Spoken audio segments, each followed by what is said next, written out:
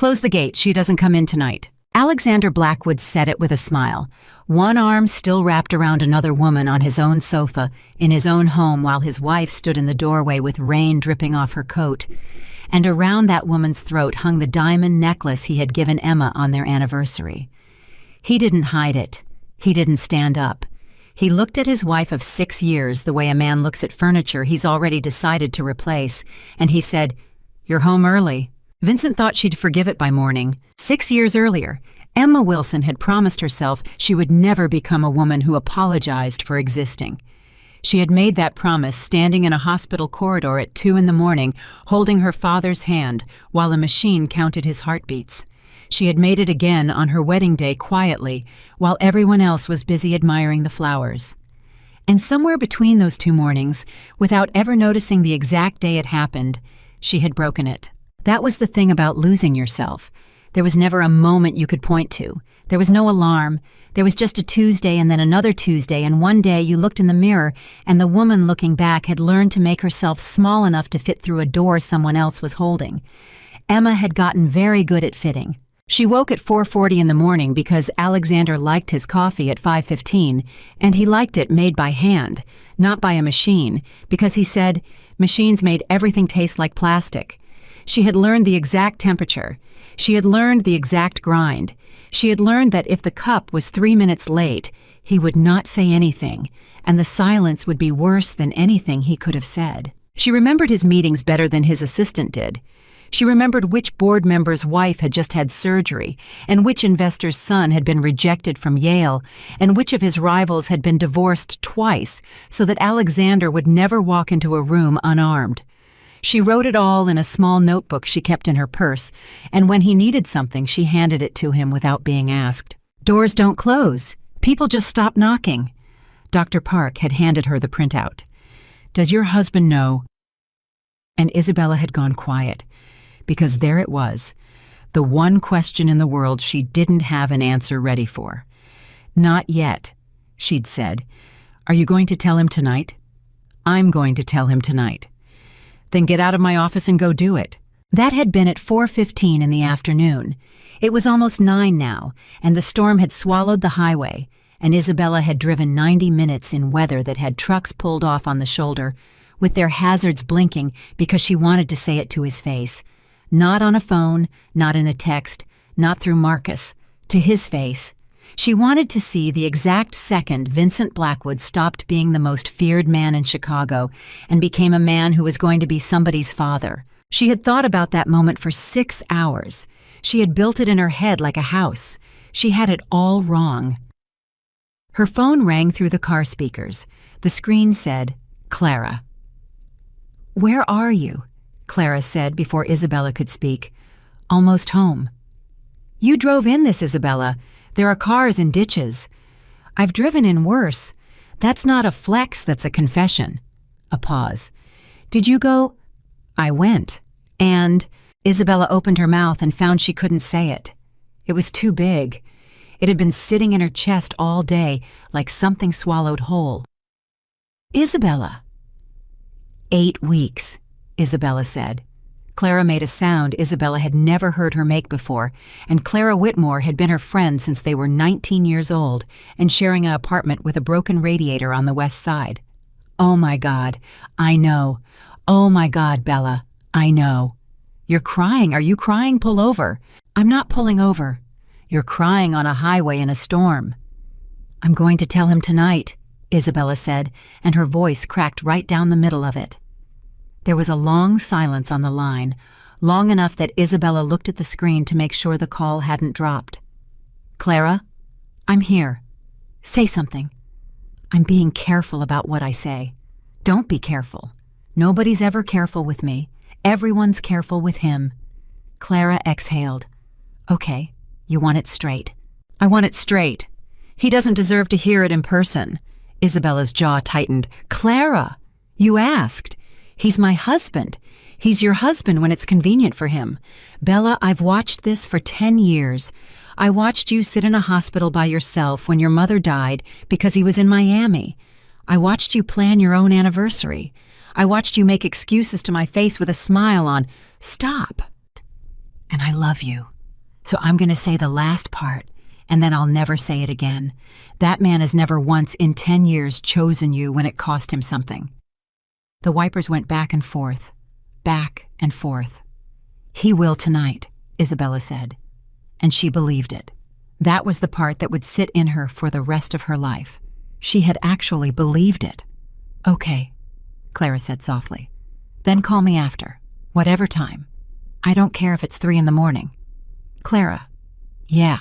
"If it's a girl, I'm not naming her after his mother." Clara laughed, wet and surprised. "Good. Now drive." The gates of the Blackwood estate came up out of the rain like something that had been waiting. Isabella slowed. She reached for the visor where the clicker was, and she was already thinking about the walk from the car to the door, whether she'd say it in the entry or wait until they were sitting down, whether she should hand him the envelope or just say the words. The gate didn't open. She pressed the button again. Nothing. She pressed it a third time and rolled her window down 2 inches, and the rain came in sideways and hit her cheek, and she leaned toward the intercom. "Danny," she said. "It's me. The gate's stuck." Danny Kovac had worked that gate for 6 years. He'd been at her Christmas table. She'd given his daughter $100 when she graduated high school cash in a card and made him promise not to tell Vincent because Vincent thought that kind of thing set a precedent. The intercom clicked on, and then it clicked off. Isabella sat there. "Danny," it clicked on again. "Mrs. Blackwood." His voice was wrong. It was small and it was fast, and it didn't sound like a man at a gate. It sounded like a man in a room with somebody standing over him. "Open the gate, Danny. I'm soaked." Silence. "Danny." "I can't do that, ma'am." Isabella actually laughed. It came out of her before she could stop it, that reflex laugh people have when the world says something that doesn't compute. "You can't, Danny, it's my house." "I know, ma'am. Is the system down?" "No, ma'am." "Then open the gate." Nothing. The rain hammered the roof of the car. She could see the house from where she sat. She could see the warm gold light in the front windows, could see the shape of the chandelier her mother-in-law had picked out and Isabella had never liked. Something cold started at the base of her spine and climbed. "Danny," she said, and her voice changed. It got very calm. Everyone who knew Isabella Carter well knew that the calm was the dangerous part. "Look at me.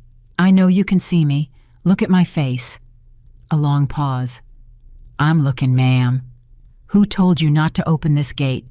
"Ma'am." "Danny, who—" She heard him swallow. She heard it through the speaker, and that was how she knew it was true before he even said it. The order came from Mr. Blackwood. The car was very quiet. The engine hummed. The wipers went back and forth. "When?" Isabella asked. "About an hour ago." "What exactly did he say?" "Ma'am, please don't." "What exactly did he say, Danny?"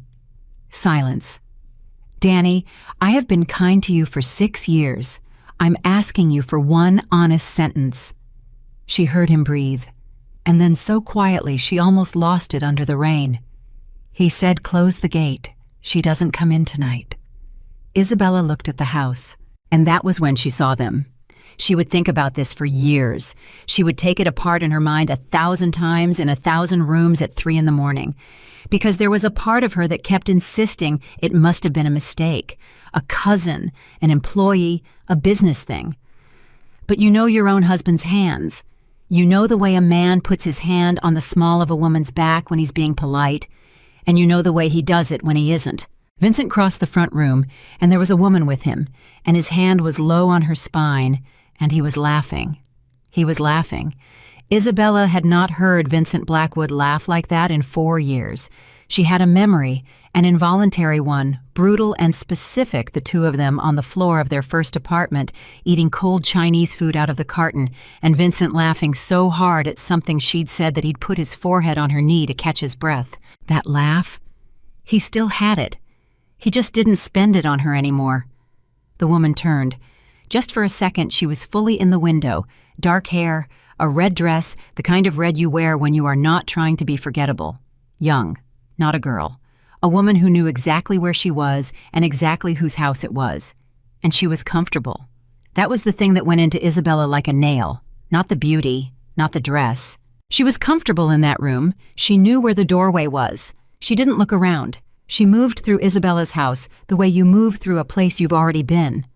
"Ma'am," Danny said. "Ma'am, I'm sorry." Isabella reached over and turned the intercom volume down. Then she picked up her phone and called her husband. It rang 4 times. 4. She watched him take it out of his pocket. She watched him look at the screen. She watched him look at the screen for a full second and a half, and she watched him make a decision, and she watched him put it back in his pocket. Then she watched him take it out again and answer it. "Bella." His voice was easy, warm, the voice he used on people he was about to disappoint. "Where are you?" Isabella said. "Work. It's a mess tonight. The Hartley thing blew up." The rain came down. "Vincent." Where are you?" There was the smallest pause. A man like Vincent Blackwood didn't pause. He had built his entire life on never pausing. "I told you. I'm at the office." "Say it again." "Bella, what is this?" "Say it again, Vincent." Slowly. Through the window, she saw him turn away from the woman. She saw him lower his head and put 2 fingers to his forehead and take 3 steps toward the fireplace. "I'm at the office," he said. "Are you all right? You sound strange." And Isabella closed her eyes. Because there is a specific death that happens in a marriage, and it isn't the affair. The affair is just a fact. The death is the moment he lies to you, and it's so easy for him. It's so smooth. It comes out of him with no friction at all, and you realize that this is not the first lie. This is a lie that has had practice. This is a lie standing on top of 100 other lies, and every warm thing he said to you for a year is now under review. "I'm at the gate," Isabella said. Silence. Total silence. She could hear the rain on his end, which meant he had moved toward a window. "What?" he said. "I'm at the gate, Vincent. I'm sitting in my car at the gate of my house, and I've been sitting here for 6 minutes, and I'm looking at you right now." She heard him breathe out through his teeth. "Bella, do not." Her voice was still calm. "Do not say my name like that." "Let me explain. Who is she?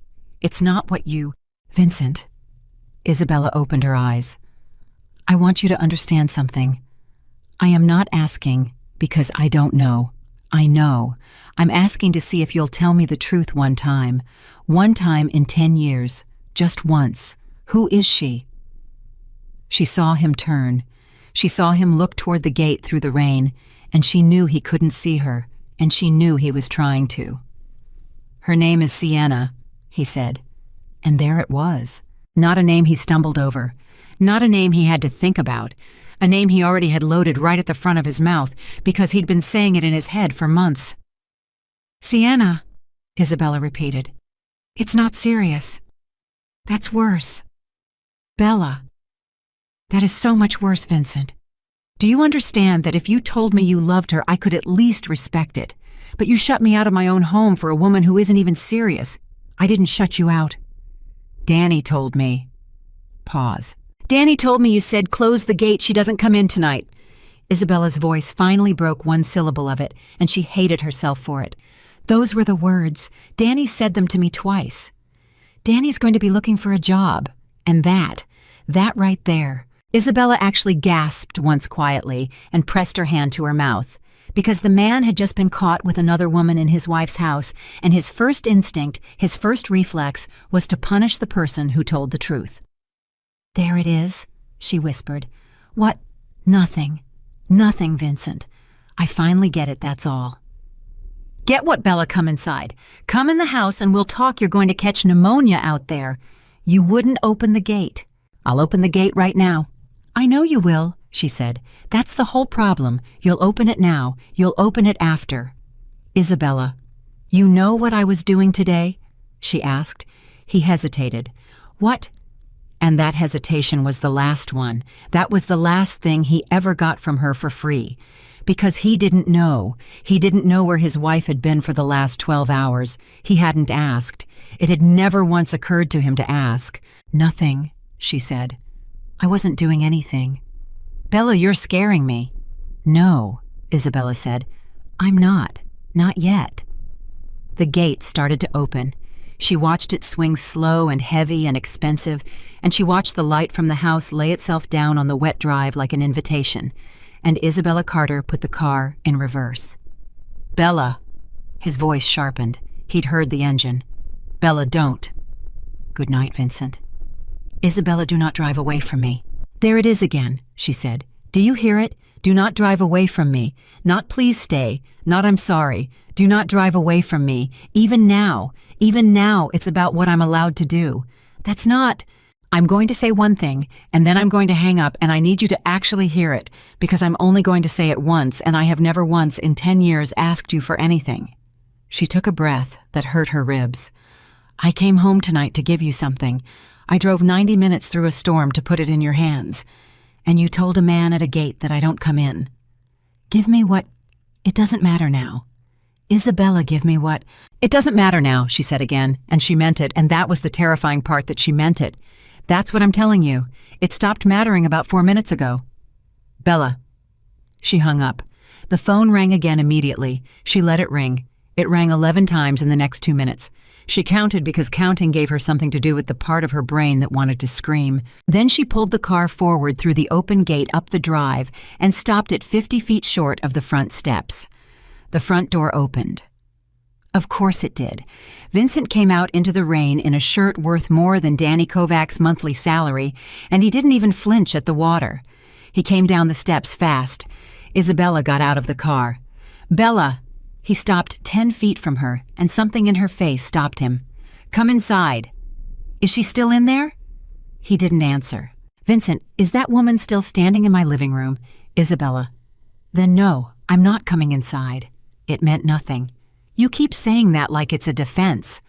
Isabella laughed, and it came out wrong jagged. "You know what I keep thinking? I keep thinking about the guards. Vincent, there are 4 men who work this gate, and every one of them knew. Danny knew, which means Rob knew, which means Marcus knew." Vincent's jaw went hard. "Marcus knew," Isabella said. "Didn't he? Marcus works for me. Marcus taught me how to drive in the snow." Her voice finally rose, and it rose all the way 10 years of it, and the rain took it, and she didn't care. "Marcus stood in a hospital hallway with me for 6 hours when my mother was dying because you were in Miami. He held my hand, Vincent, and he's known. For how long? Isabella, how long?" The word came out of her like something torn. Vincent Blackwood, who had never in his adult life been raised to stood in the rain and said nothing. "Say it," Isabella said. "You've never been a coward. Don't start now. That's the one thing I always gave you. He's cruel, he's cold, he's ruthless, but he's never a coward." 7 months, he said. 7 months. Isabella stepped back once like the number had physical weight and it had hit her. 7 months. She went through them in her head fast, involuntary. February, her birthday, and he'd come home at midnight with pearls. March. April, the hospital, the biopsy that came back clean, and she'd cried in the parking garage alone.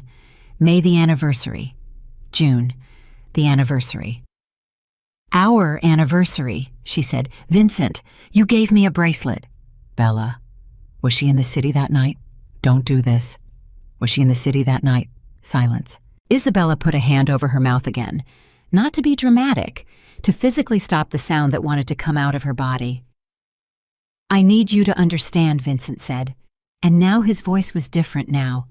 It was low and fast, and he was reaching for her arm. "I need you to understand that it was never Bella. Look at me. Look at me. You are my wife. You have always been my wife. That is not something I... Take your hand off me." He took his hand off her. That at least. That much.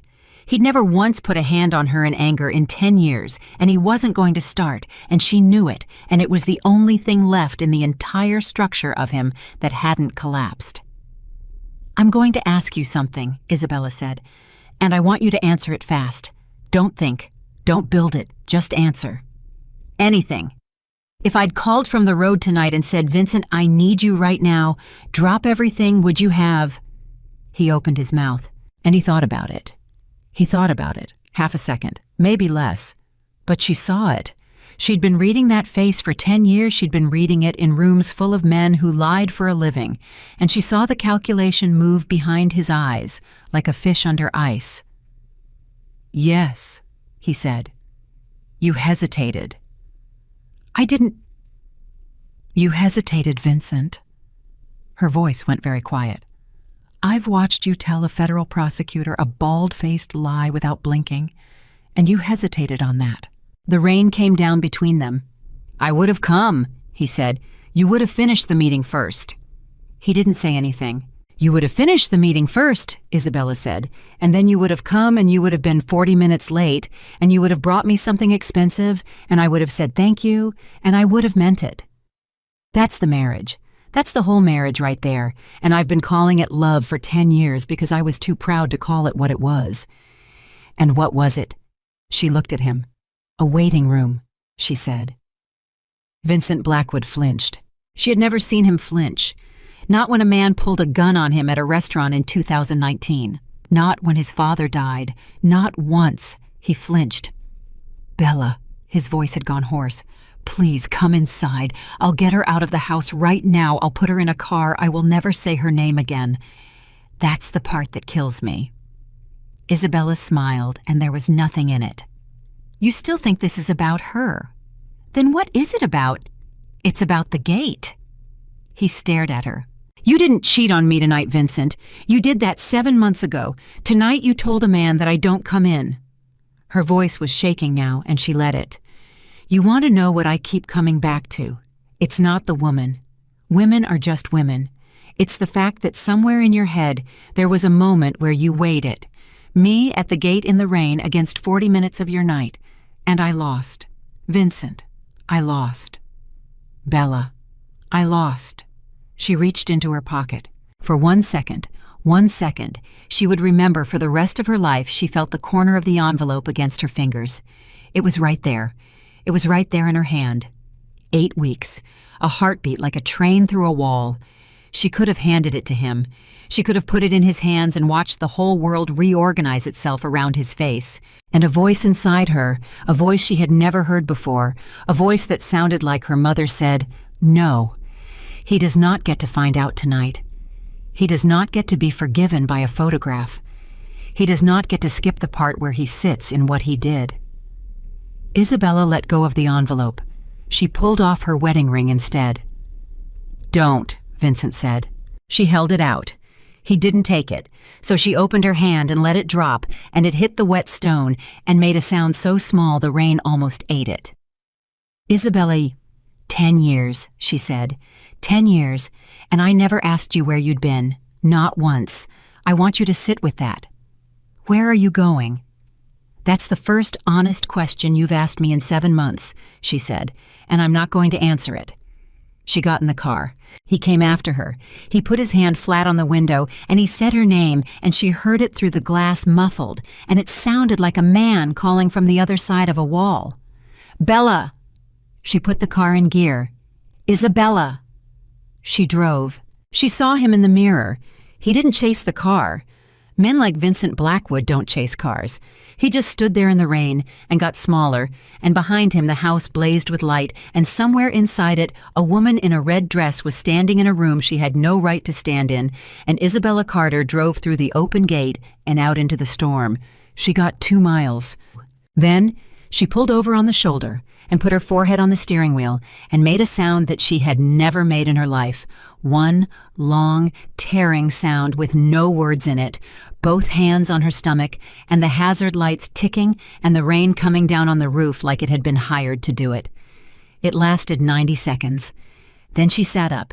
She wiped her face with her sleeve. She looked in the mirror, and the woman looking back at her was not the woman who had driven to that house. "Okay," Isabella said out loud to nobody. To the child. "Okay, it's you and me."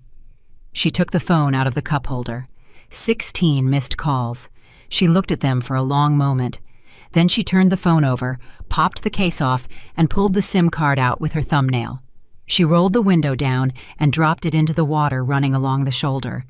Then she drove. She drove east, then south, then east again, and she didn't take the highway because Vincent had people on the highway. She knew that the way she knew everything about him from 10 years of listening to men talk in front of her like she was a lamp. At a gas station in Whiting, she bought a burner phone with cash and a bottle of water and a bag of pretzels because the nausea had started and salt was the only thing that touched it. She sat in the parking lot and called one number from memory. "Hello? It's me. Bella." Clara came awake instantly. "This isn't your number." "No. Where are you?" "Clara, I need you to listen and not ask questions for 60 seconds. Okay? He's been cheating for 7 months. Her name is Sienna. She was in my house tonight. He told the guards not to let me in." Clara didn't say a word. Clara Whitmore, who had never shut up in her life, said absolutely nothing. "I didn't tell him," Isabella said. "You didn't tell him about the baby." "No. Bella." "He doesn't get it," Isabella said, and her voice was perfectly steady now, and that was somehow more frightening than the crying. "He doesn't get to have it. Not tonight. Not while she's standing in my living room." "Okay," Clara breathed out. "Okay. What do you need?" "Money I've got. I need you to not come looking for me." "What?" "Clara, in about 6 hours, Marcus Reed is going to knock on your door. He'll be polite. He'll bring coffee. He'll ask you where I am, and he'll ask it in the nicest way you've ever been asked anything." Isabella closed her eyes. "And I need you to be able to tell him the truth, which is that you don't know." "Bella, don't do this to me. I love you. Tell him I sounded fine. Bella." She ended the call. Then she sat in the dark of that parking lot, 28 miles from the house that had her name on the deed with a dead ring finger and 8 weeks of a heartbeat under her hand, and she made herself say it out loud so it would be real. "You're on your own now," she said, "and you're going to be fine." She meant it as comfort. She had no idea sitting there that she was already being watched, that a dark sedan had been sitting at the end of that gas station lot with its lights off for 11 minutes. That the man in it had a photograph of her face taped to the dash, not a surveillance photo, a personal photo, one that had been taken inside her own house. That somebody had been waiting 7 months for the exact night Isabella Carter finally drove away from Vincent Blackwood alone. Because she was never the target of the affair. She was the target of the plan. And the woman in the red dress had not chosen that house by accident. Isabella pulled out of the lot at 11:52 p.m. The sedan pulled out at 11:53. Vincent Blackwood woke up at 6:10 in the morning and reached across the bed before he was fully conscious. The sheets were cold. He lay there for a second with his hand on the empty side, and his brain did what a man's brain does when it doesn't want to be awake yet, which is offer him a lie. "She's downstairs. She's in the kitchen. She's making coffee, and she's going to be quiet with me for 3 days, and then it'll pass." Because that was the pattern. 10 years of the pattern. He'd hurt her. She'd go silent. He'd buy something. She'd forgive him with her eyes before she forgave him with her mouth. He sat up.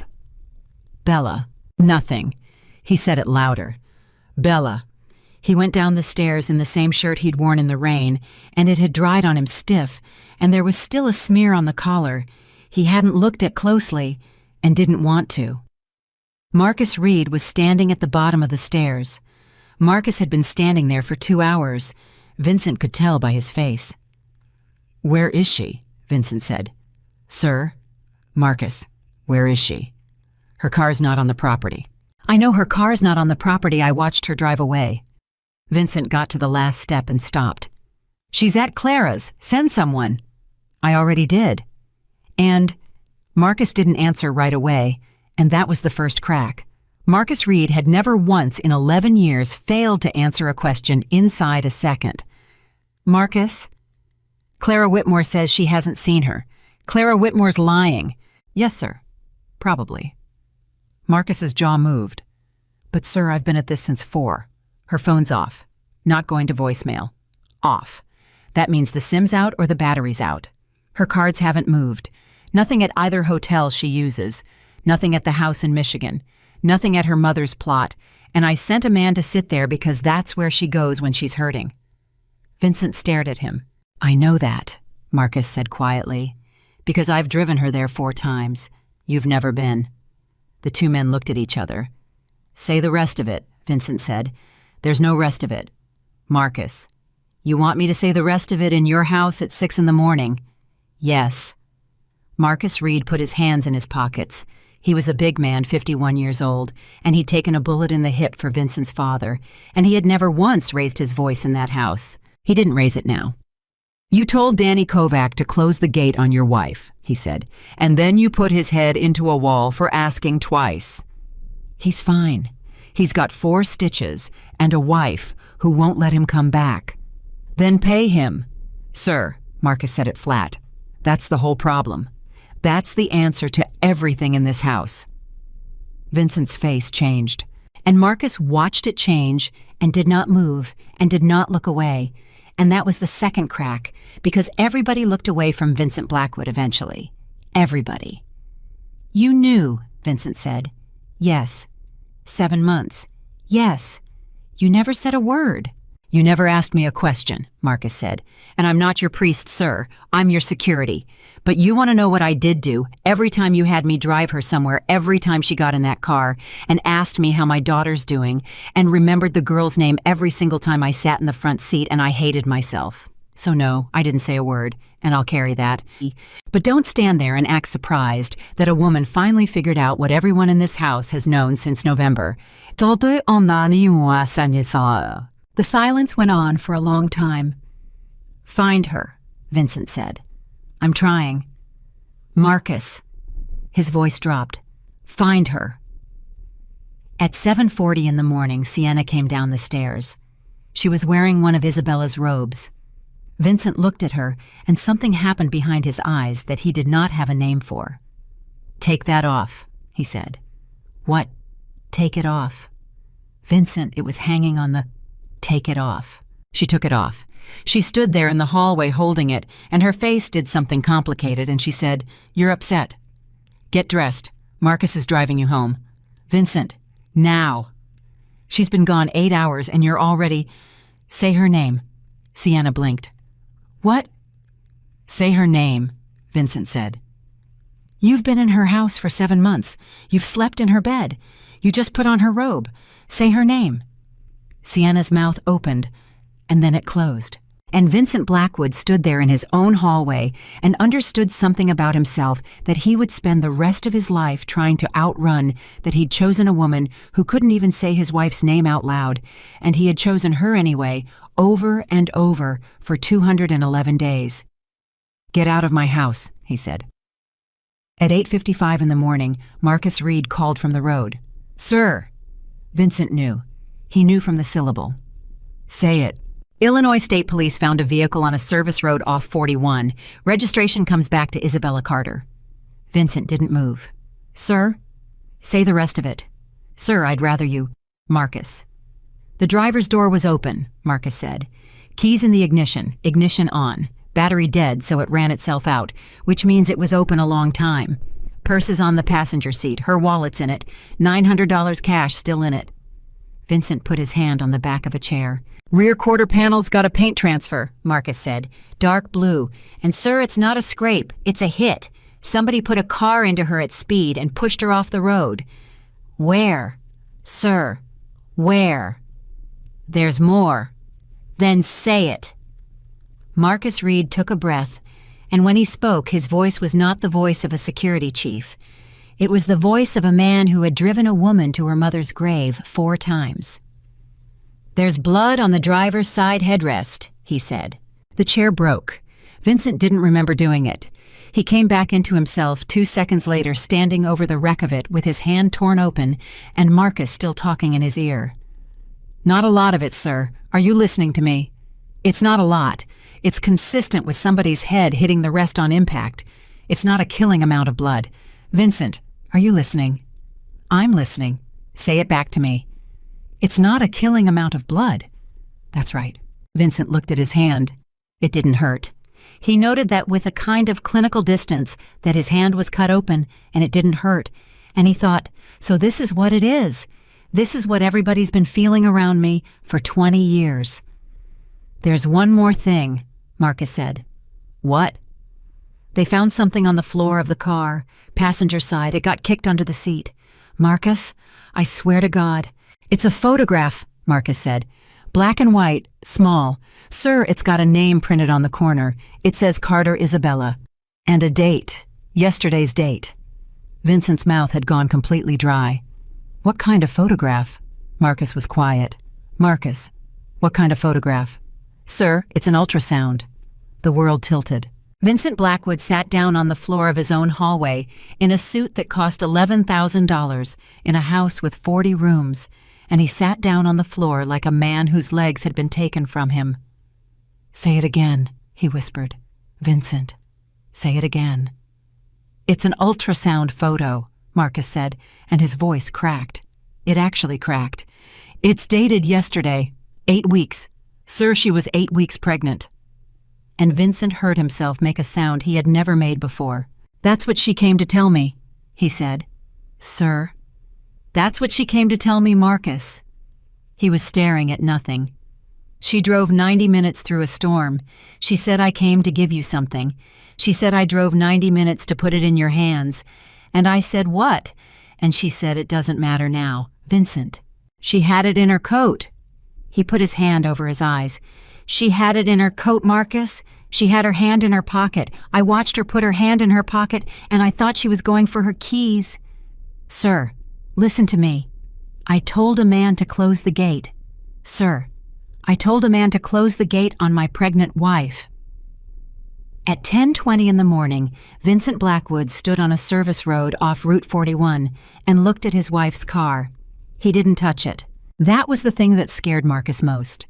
Vincent Blackwood, who touched everything, who owned everything he looked at, stood 4 feet from that car with his hands at his sides and would not touch it. Talk, Vincent said. Marcus talked.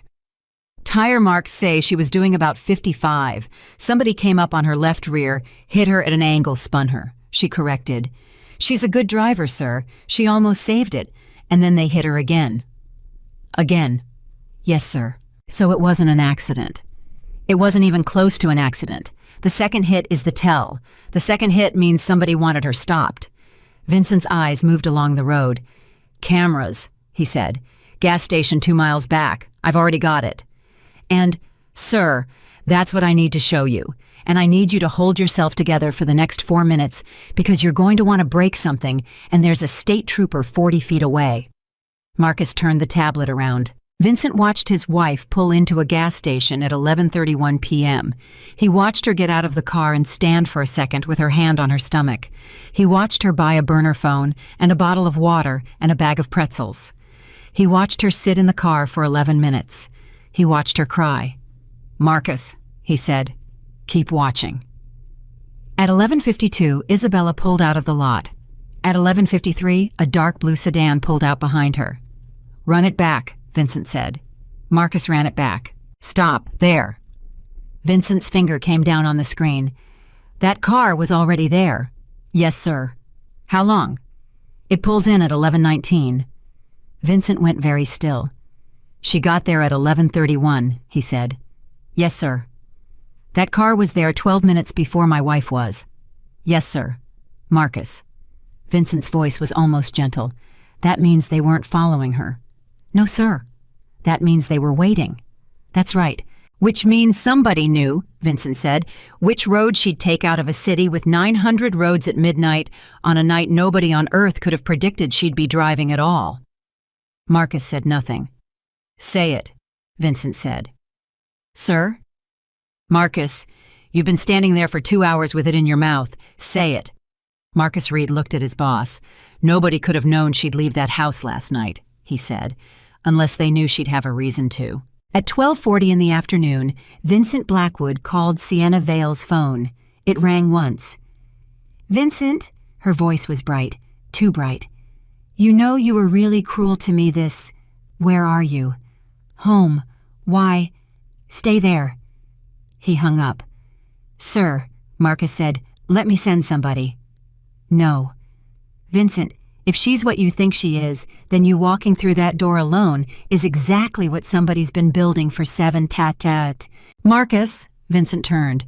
Do you know what I did last night at 11 o'clock while my wife was sitting in a gas station parking lot with a photograph of my child in her coat? Marcus didn't answer. I was laughing, Vincent said.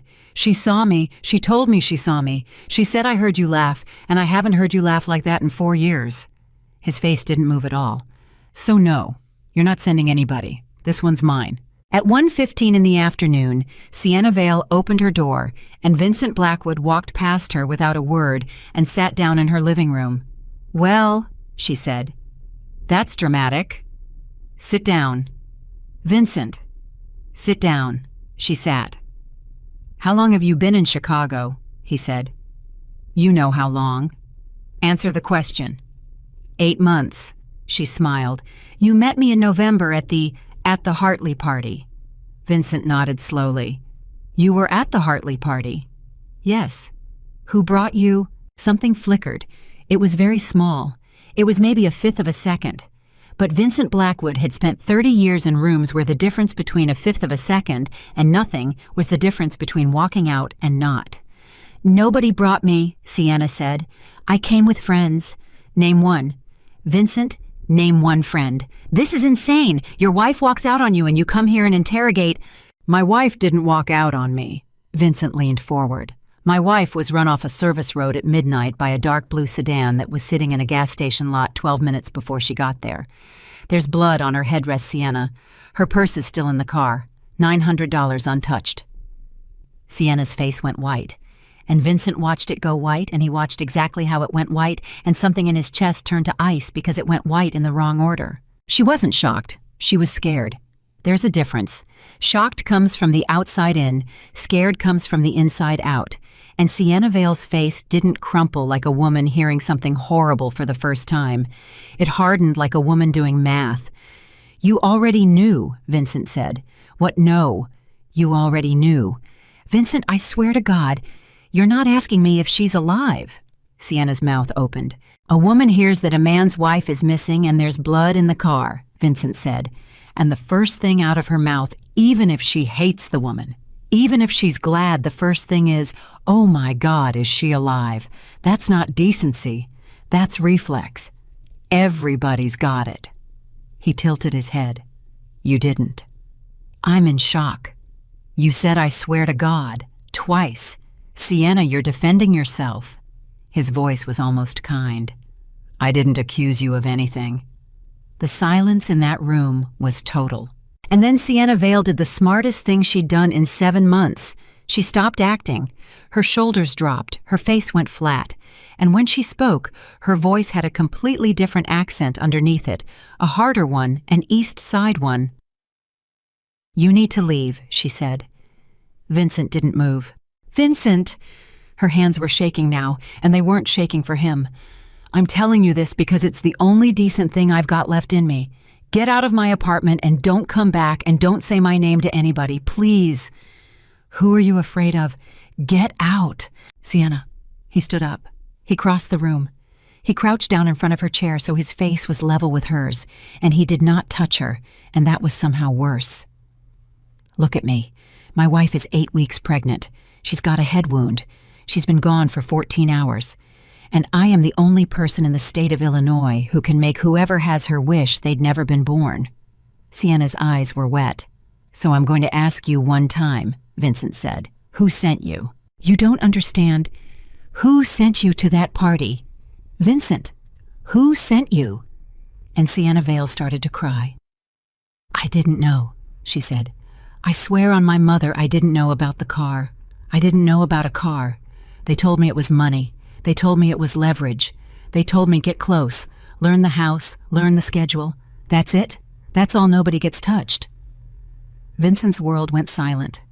Who? He said. He'll kill me. Who?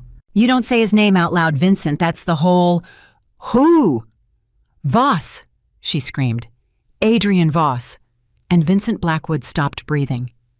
At 1:50 in the afternoon, Marcus Reed watched his boss come out of that building and knew from 20 feet away across a street through a windshield that everything had changed. Vincent got in the car and closed the door. Sir? Nothing. Sir. Adrian Voss, Vincent said.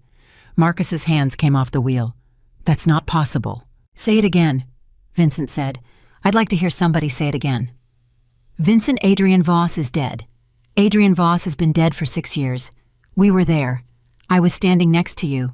There was a body. There was a fire, Vincent said. There was a fire and there was a body, and there were dental records from a clinic in Gary that closed 9 months later. He stared through the windshield. Marcus, who paid for those dental records? Marcus didn't answer. I did, Vincent said. I paid for the confirmation. I paid a man $400,000 to tell me Adrian Voss was dead, and he told me exactly what I paid to hear, and I never checked. I never checked Marcus because I wanted it to be true. Because if Voss was alive, then what I did to his family in 2019 wasn't finished. Sir, Marcus's voice was hoarse, what you did in 2019, I know what I did in 2019. His wife was in that house. I know what I did. Vincent's fist came down on the dash so hard the vent cracked. I know. The car was quiet. She was pregnant too, Marcus said quietly. Voss's wife, sir. She was pregnant too.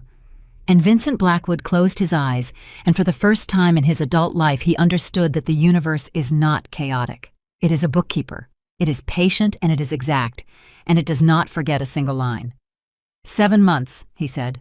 Sir, he's been in my life for 7 months. He didn't come at my business. He didn't come at my money. He didn't come at me. Vincent's voice was barely there. He put a woman in my house and he waited.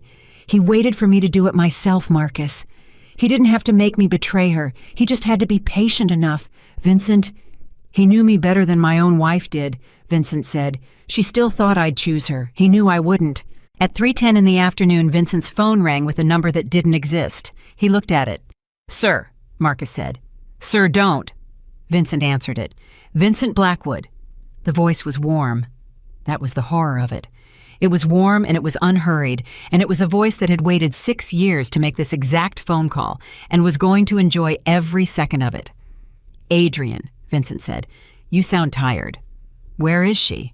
Somewhere safe, warm, dry, which is more than you managed last night. Vincent's hand tightened on the phone until the case creaked. How much? He said. Oh, Vincent. Adrian Voss laughed softly, delighted. Oh, that's beautiful. That's really beautiful. 20 seconds in and you're already reaching for the checkbook. Do you know that's exactly what you said in 2019? To me, on my own driveway, you said how much? Adrian, I don't want your money. I've never wanted your money. Then what? I want you to understand something first, Voss said. I need you to be very clear on the arithmetic, because the arithmetic is the point. Are you clear, Vincent? Are you listening to me? I'm listening. I watched you for 211 days, Adrian Voss said.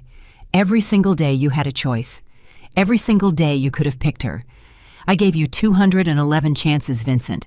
That's more than you gave me. Vincent couldn't speak. She's a remarkable woman, your wife, Voss said. Do you know what she said to Sienna at the Whitfield benefit? In April, Sienna was nervous. Sienna dropped a glass. And your wife, the woman she was sent to destroy, knelt down on the floor in a $4,000 dress and picked up the glass with her bare hands so a stranger wouldn't be embarrassed. A pause. Sienna cried in the car afterward. Did you know that I almost pulled her out? That's the closest you ever came to being safe. Vincent, and you never even knew it happened. What do you want? And then last night, Voss said. Last night at the very end of it, she came to you carrying your child Vincent. Your child. She drove through a storm, and you told a man at a gate that she doesn't come in. His voice dropped, and all the warmth went out of it, and what was underneath was 6 years old and had been kept in the dark.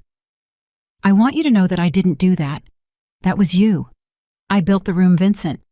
You walked into it. Adrian, I swear to God, if you touch her, she's got 4 stitches above her left eye, Voss said. Vincent made a sound. She was awake for it, Voss said. She didn't scream, not once. She asked the man doing it whether the anesthetic was safe for the baby. That's what she asked. 8 weeks pregnant, taken off a road at midnight, and her first question is about someone else. He let that sit. Your wife has more spine in her left hand than you've got in your whole body, and you had her for 10 years, and you laughed at another woman's joke while she sat in the rain. Tell me what you want. You'll know in 48 hours. Adrian. Oh, and Vincent. One more thing. Adrian Voss's voice went almost tender. She asked about you. Vincent stopped. When they brought her in, bleeding, terrified in the dark with a head wound, Voss let the silence stretch until it hurt. She said one sentence. Do you want to know what it was? Yes.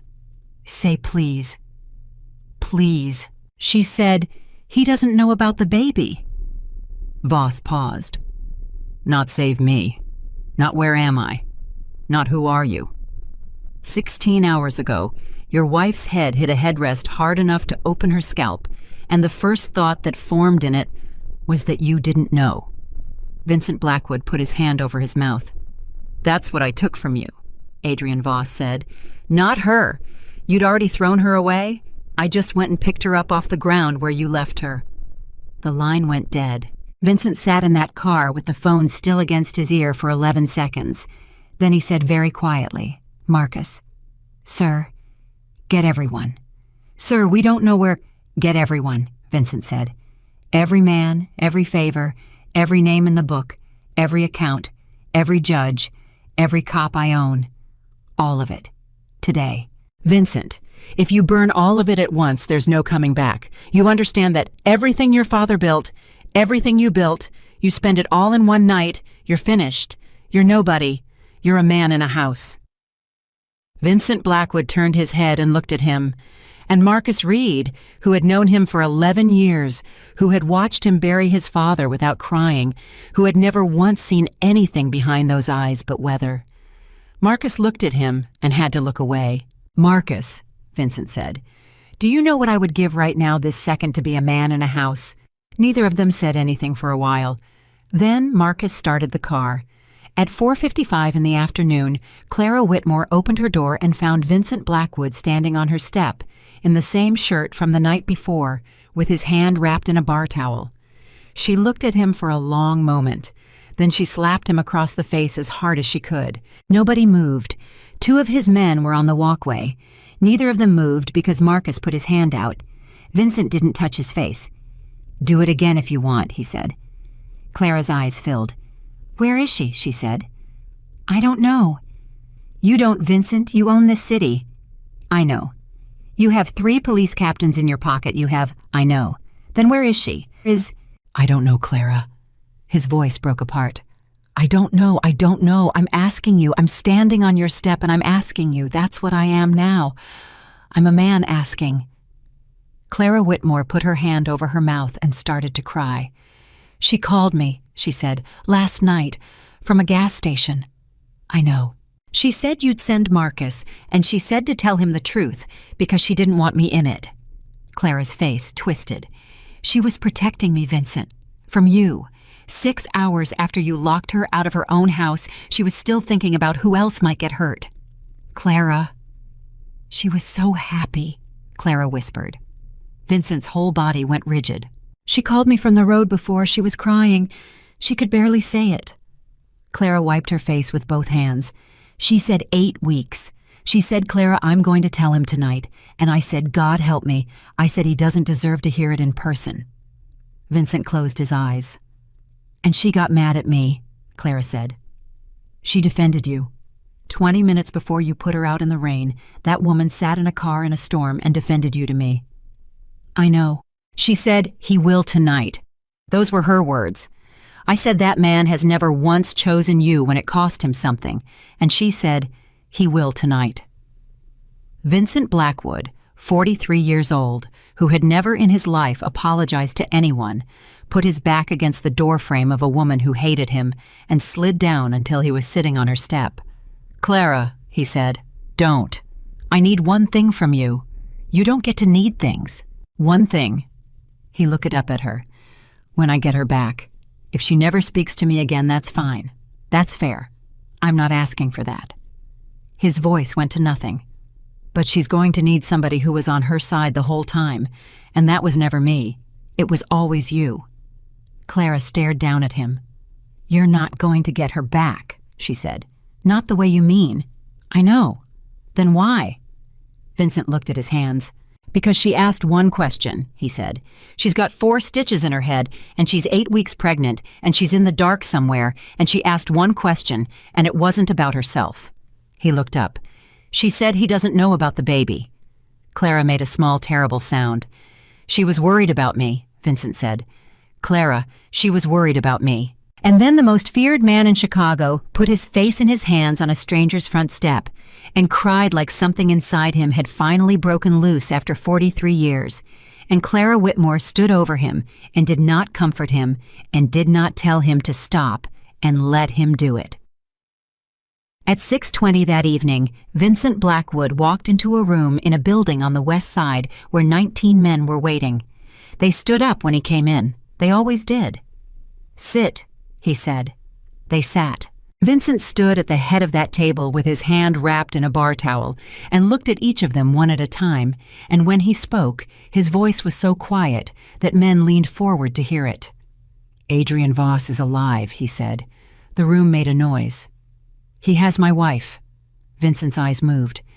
"She's pregnant. She's hurt. And I'm the reason she was on that road." Nobody breathed. "So here's what happens now," Vincent said. "Everything stops. Every route, every account, every man on every corner. I don't care what it costs. I don't care what we lose. Tonight this whole thing exists for one reason and one reason only, and it's not money, and it's not territory, and it's not me." He put both hands flat on the table. "Anybody who's not comfortable with that can stand up and walk out right now, and nothing happens to him. I mean that. Walk out. No hard feelings." Nobody moved. "Good," Vincent said. Then Marcus Reed came through the door fast, and every head turned because Marcus Reed did not come through doors fast. "Sir." "What?" Marcus was holding his phone out and his hand was not steady. "A number just came through," he said. "It's not Voss." "Then who?" "Sir, I don't know. It's a woman. She won't give a name. She's been on the line for 90 seconds and she won't hang up, and she keeps saying the same thing over and over." Vincent took the phone. He put it to his ear, and a woman's voice, shaking, whispering close, said, "Mr. Blackwood, listen to me very carefully. I'm the one who patched your wife's head last night. She's alive, and she's not where he told you she is." "Say that again," Vincent said. "I said she's not where he told you she is." "Who is this? That's not a question you want the answer to." "Ma'am?" Vincent turned his back on 19 men and walked to the far wall. "You called me.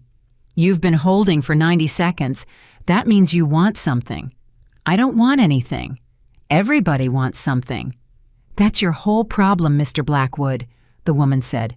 "That right there, that's why she's in a room with a hole in her head." Marcus was watching his face. He would say later that he'd never seen a man absorb a hit like that and stay standing. "Fair," Vincent said quietly. "That's fair. Tell me your name." "No." "Then tell me about the stitches." 4, above the left eye into the hairline.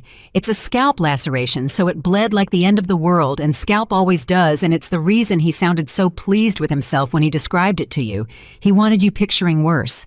That's what he does. He doesn't lie, he just arranges the truth so it cuts you. Vincent closed his eyes. "Is she—" "She's alive." "The baby." There was a pause on the line, and it went on long enough that Vincent's whole body turned to stone. "I don't have an ultrasound in a warehouse, Mr. Blackwood," the woman said. "What I have is a blood pressure cuff and my hands and 31 years of nursing. And what I can tell you is she's not cramping, she's not bleeding, and she's got a pulse like a metronome. That's what I've got. It's not nothing." Vincent put his forehead against the wall. "Okay," he said. "Are you going to be all right?" "Ma'am, I'm not sure that's the—" "Because I need you sharp for the next 4 minutes," she said. "And men fall apart at the worst possible time, and I have watched it in 300 rooms." Vincent straightened up. "I'm sharp." "Good. Then listen, he's going to give you a location. Sometime in the next 40 hours. It'll be a warehouse on the water. It'll be south, and it'll look right, and there'll be men there, and he'll make sure you can find out just enough to believe you found it yourself. And she won't be there," the woman said. The room behind Vincent had gone silent. 19 men watching the back of his head. "Say the rest," Vincent said. "He doesn't want to trade her. He never wanted to trade her. There's no exchange, Mr. Blackwood. There's no number. He's going to hand you an address and let you spend everything you own getting to it. And while you're doing that, he's going to be somewhere else with your wife. And when you finally kick the door in and the room is empty, that's the point. That's the whole thing. That's what he's been building for 6 years. How do you know that? Because he told me. Why would he tell you? Because he doesn't think of me as a person, she said. He thinks of me as a pair of hands. You'd understand that. You've been doing it your whole life. Vincent didn't answer. That wasn't a shot, she said more quietly. I'm sorry. I've been awake for 30 hours. Take the shot. Take all of them. Vincent's voice had gone rough.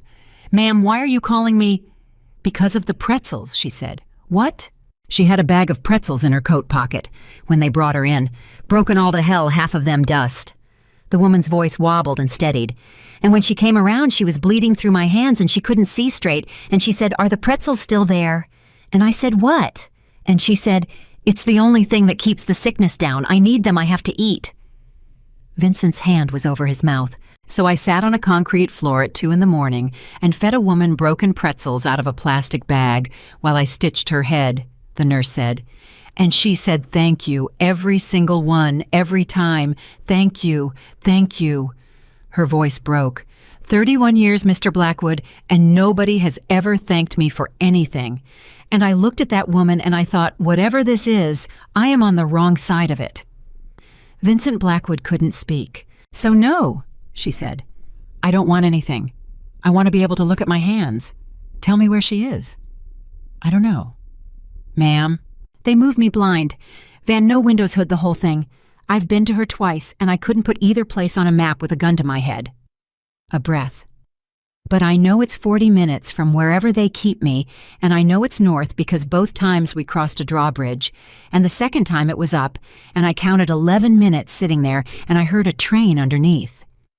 Vincent turned around so fast Marcus flinched. Write that down, he said. Drawbridge. Train underneath. North. 3 men were already writing. Ma'am, when do you see her again? Tomorrow morning. To pull the sutures if they're clean. Can you get her a message? A long silence. That would be very stupid of me, the nurse said. Yes. They'd kill me. Yes. He'd make it slow and he'd do it in front of the others because that's how he keeps a room. Yes, Vincent said. I'm asking anyway, and I've never asked anybody for anything in my life, so I'm doing it badly. The line was quiet. What's the message? She said. Vincent Blackwood stood in a room with 19 men watching him and had absolutely no idea what to say. He'd had 10 years. He'd had 211 days. He'd had 90 minutes on a phone in a storm while his wife told him she'd come to give him something, and he'd said, What? And she'd said, It doesn't matter now. Tell her? He stopped. Mr. Blackwood. I don't have anything, Vincent said. Ma'am, I'm standing here and I don't have anything to say to her. Everything I could say, I should have said in April, or in June, or last night at a gate. Then say that. What? Say that, the nurse said. Men like you always want the big line, the one that fixes it. There isn't one. So give her the small one and give her the true one, because a true small thing is the only thing that travels in a room like that. Vincent stood very still. Tell her I know, he said. Tell her I know about the baby, and I know she was going to tell me at the door, and I know I closed the gate. His voice went to almost nothing. And tell her I'm not asking her to forgive me. Tell her I'm just coming, that's all. Tell her I'm coming and she doesn't owe me anything for it. The nurse didn't say anything for a while. That's not a bad message, she said. At 8:15 that night, Marcus Reed put a map on the table, and 13 men stood around it. There are 9 drawbridges in the metro with rail underneath, Marcus said. That's the whole universe. 9. Cut it, Vincent said. 4 are inside the city, and you don't drive a hooded woman through the loop at 2 a.m, so they're out. That's 5. Marcus's finger moved. 2 of those 5 don't go up between midnight and 6. Nobody's requesting a lift at that hour on those 2, so it's 3. 3. 3, sir. Vincent looked at the map for a long time. Marcus. Sir? Don't touch them. The room turned. Sir, don't put a single man near any of the 3. Vincent said. "Don't drive past them. Don't fly anything over them. Nobody so much as buys gas within 4 miles of those bridges." "Vincent," one of the older men said, "that's the only thread we've got." "That's right."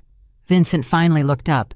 "And Voss knows I've got Sienna, which means Voss knows Sienna gave me his name, which means Voss has been sitting since 2 o'clock this afternoon waiting to see what I do with it."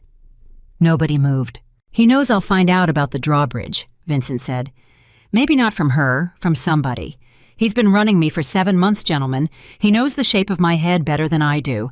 So the second we move on those bridges, he learns 2 things.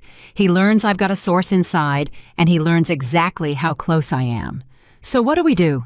Vincent put his hands on the table. "We do exactly what he expects," he said. "We're going to burn this city down, looking in every wrong place he's already picked out for us.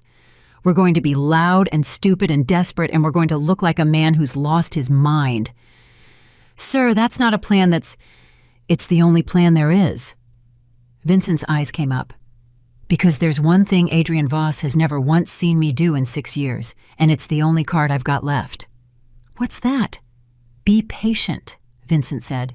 At 11:50 that night, Vincent Blackwood sat alone in his kitchen and looked at his wife's coffee cup. It was in the sink. She'd used it the morning before. There was a ring in the bottom of it. He'd been looking at it for 40 minutes. Marcus stood in the doorway for maybe 5 of those minutes before he said anything. "You should sleep." "No." "Sir." "Marcus, do you know what I was doing on our anniversary?" Marcus didn't answer. "June 9th. I bought her a bracelet. $18,000. I had Rosa pick it up because I was busy." Vincent's voice was flat. "And she opened it and her face did this thing, and she said thank you, and she put it on. And I remember thinking, that went well." "Vincent." "She knew," Vincent said.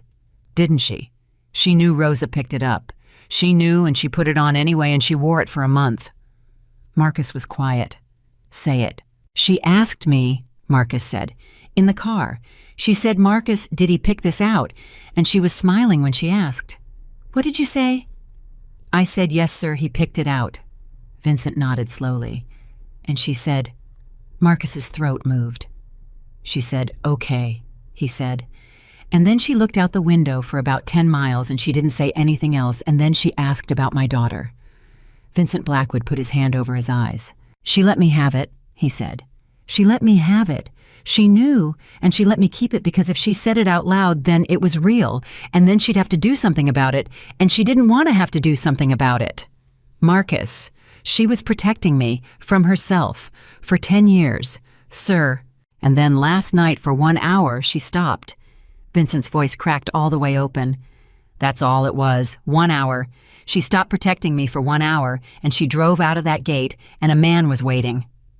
The kitchen was quiet. "If she'd have come inside," Vincent said, "if I'd have opened that gate, Marcus, he couldn't have touched her." Marcus didn't say anything because there was nothing to say and because it was true. At 9:20 the next morning, the nurse called. "I saw her." Vincent stood up so fast his chair went over. "Talk." "Sutures are clean, no infection. She's got a headache she won't admit to." A breath. "Mr. Blackwood, I gave her the message. And you want it exactly. She didn't cry," the nurse said. "That's the first thing. I've told a lot of women a lot of things and they all cry. She just went very still and she looked at the wall for about 20 seconds. And then she said, 'He knows.' Just like that. Flat, like she was checking a box." Vincent's chest hurt. "Then what?" "Then she said, 'Did he say what he wants?' "What?" "That's what she asked me. Not is he coming, not does he love me. She said, 'Did he say what he wants?'" The nurse paused. "Mr. Blackwood, that's a woman who's been asked for things her whole life." Vincent sat down on the floor of his own kitchen. "I told her the rest," the nurse said. "I told her you said you're not asking her to forgive you, that you're just coming and she doesn't owe you anything for it. And—" She laughed. Vincent's eyes closed. "Not a mean laugh," the nurse said quickly. "It wasn't mean. It was the laugh of somebody hearing something they've waited a very long time for, and hearing it about 4 years late. You understand?" "Yes." "And then she said, Tell him it's the first thing he's ever said to me that didn't have a hook in it." Vincent Blackwood on the floor made a sound, and then she said something else, the nurse said. "And I need to tell you this part carefully because she made me repeat it back twice, and she made me promise, and I've never seen a woman with a head wound concentrate that hard on anything in my life. Say it. She said, tell him not to come." Vincent opened his eyes. She said, "Tell him Adrian doesn't want money, and he doesn't want me. He wants him. Tell him if he walks in that door, I lose them both." The nurse's voice shook, and then she put her hand on her stomach, Mr. Blackwood, and she said, "Tell him I'm not the one he has to save this time." Vincent couldn't breathe. "There's one more thing." "How can there be one more thing?" "She said to tell you she's sorry." "What?" "That's what I said. I said, 'Ma'am, sorry for what?' And she looked at me." The nurse stopped and got herself back. "She looked at me and she said, 'For being one more thing he has to lose.'" Vincent Blackwood put both hands flat on his kitchen floor and stayed there. "Mr. Blackwood, I'm here." "That woman has been told for 10 years that she's a cost," the nurse said. "You understand me? Somebody taught her that. Somebody spent a decade teaching a grown woman that the worst thing about her being in danger is the inconvenience." "I know who taught her." "Yeah," the nurse said. "So do I." At 2:40 that afternoon, Adrian Voss called. "You've been busy." "Where is she?" "Where? 14 properties in 20 hours. 2 of them weren't even yours, Vincent. You just kicked the doors in. You put a man through a window in Cicero." Voss sounded almost fond. "It's like watching a bear in a swimming pool." "Adrian, I'm giving you an address." Vincent's hand went white on the phone. 9 o'clock tonight, Voss said. "Come alone. Come armed. I don't care. Bring whatever you like. Bring 40 men if it makes you feel better. It won't change anything. Say the address." Voss said the address. It was a warehouse. It was on the water. It was south. And Vincent Blackwood stood in his own house and felt the floor drop out from under him because a nurse he'd never met had described that phone call to him word for word 18 hours before it happened. "Vincent, I'm here. You went quiet. I'm writing it down." "No, you're not," Voss said pleasantly. "Men like you don't write things down." Vincent's blood stopped. "Adrian." 9 o'clock, Voss said. "Oh, and Vincent, I want to say something before you go and do something loud. You've earned it. I've had 6 years to think about what I'd say to you, and I want to get it right." "Then say it. Do you remember my wife's name?" The silence was enormous. "Take your time," Voss said. "Adrian." "Her name," Voss said. "You were in my house. You were standing in my kitchen. You looked right at her. She was 7 months along, Vincent, and she asked you please, and you looked at her the way a man looks at furniture." His voice never rose. That was the terrible thing. It never rose. "Say her name, and I'll put your wife in a car right now and drive her to your gate myself. I swear it on the only thing I've got left. Say her name." Vincent Blackwood stood in his kitchen for 11 seconds. "I don't know it," he said. "No," Adrian Voss said softly. "You don't." The line went dead. At 3:15, Marcus found him standing in the hallway. "Sir, we've got the address. We can have 30 men on the—" "She's not there." "What?" "She's not there, Marcus. It's a warehouse on the water, and it's south, and it's exactly what the nurse said it would be 18 hours ago before it happened." Vincent's voice was hollow. "The nurse is real." Marcus went pale. "Then we don't go. We go." "Sir, we go loud." Vincent turned. 30 men. Trucks. Everything. He wants a bear in a swimming pool. He gets a bear in a swimming pool." "And what are you doing?" Vincent looked at him. "I'm not going to be in the trucks," he said. At 6 o'clock that evening, Vincent Blackwood sat in a car 2 blocks from Sienna Vale's apartment and made a phone call he'd been putting off for 4 hours. She answered on the first ring. "You're not dead," she said. "Disappointed. Honestly, a little relieved. I've been throwing up since yesterday."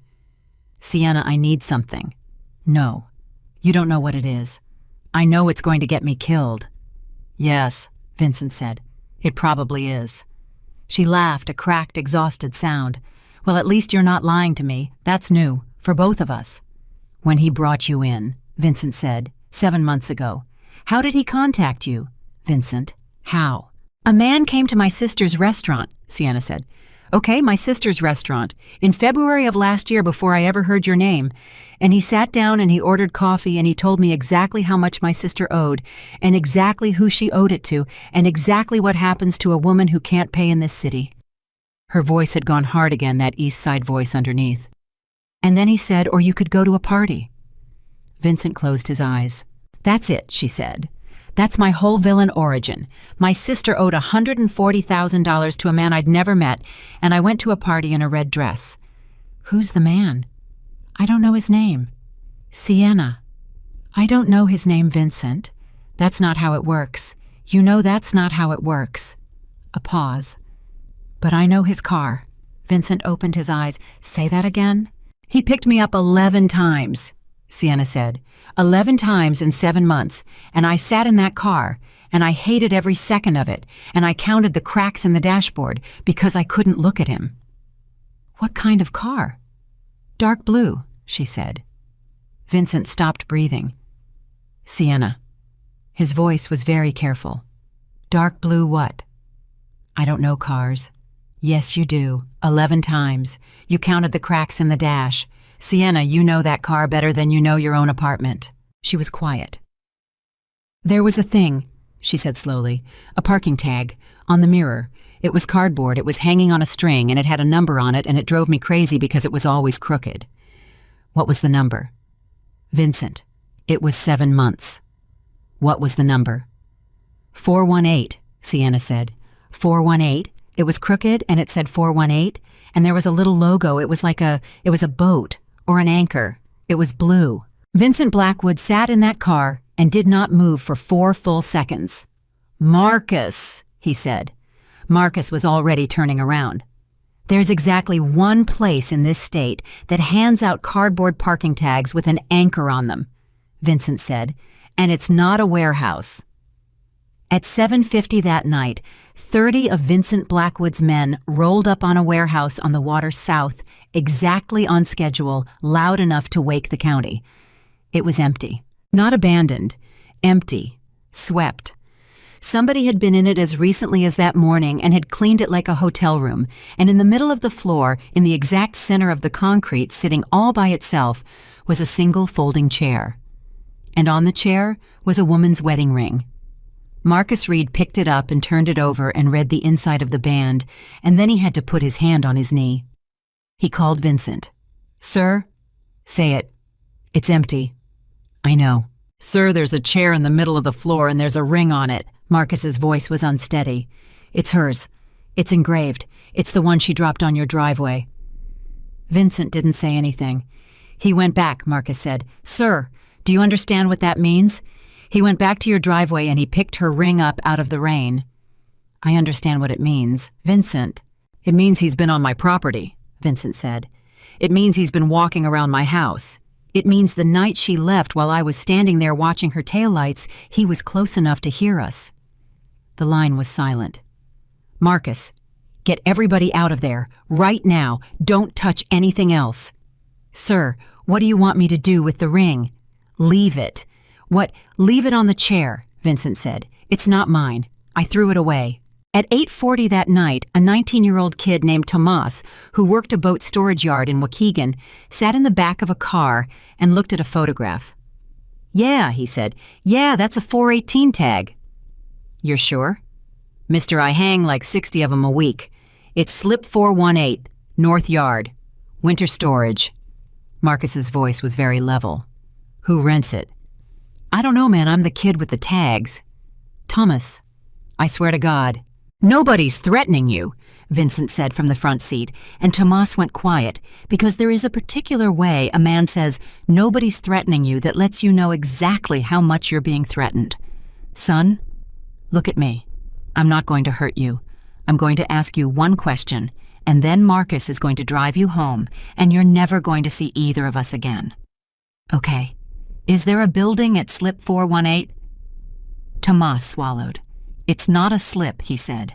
Vincent turned all the way around. What? 418's not a slip, that's the thing. It's on the tag sheet as a slip, but there's no boat there. There's never been a boat there. Tomas's leg was jumping. It's a maintenance house.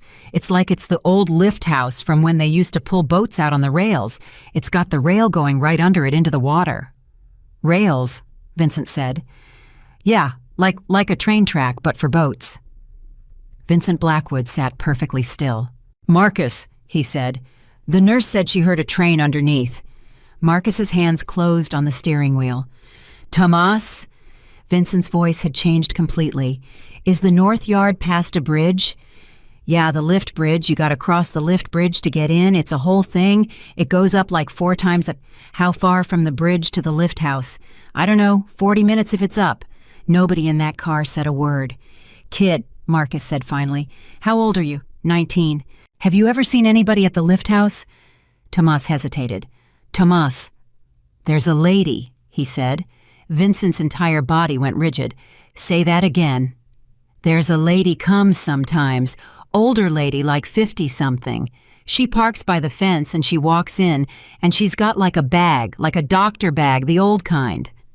Tomas shrugged, miserable. "I figured she was somebody's mom." Vincent Blackwood put his face in his hands, and for 2 seconds nobody could tell if he was breaking or praying. Then he lifted his head. "Marcus," he said, "take him home. Give him whatever's in the glove box. Tomas, listen to me. You go home, you tell your mother you're sick, and you don't come to work tomorrow. You understand? Whatever you hear, you don't come to work tomorrow. Mister, say it back. I don't come to work tomorrow. Good boy." At 10:15 that night, Vincent Blackwood stood in a room with 13 men and no map. "Nobody writes this down," he said. "Nobody says it on a phone. Nobody says it in a car. It leaves this room in your head or it doesn't leave." Nobody moved. "Marcus." "Sir." "How many men can we put on the north side of a lift bridge without anybody in the world noticing?" Marcus was quiet a long moment. 11, he said. "Maybe, if they go in one at a time over 4 hours and none of them are in a vehicle.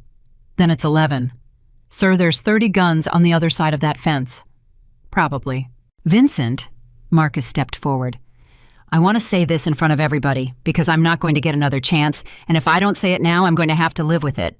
You go through that fence, there's a real good chance you don't come back out. And there's a real good chance she doesn't either." Vincent nodded. "She told me not to come," he said. The room went absolutely still. "That's what the message was," Vincent said. "You've all been wondering. She said, tell him not to come. She said Adrian doesn't want money and he doesn't want me, he wants him. She said if he walks in that door, I lose them both." Nobody breathed.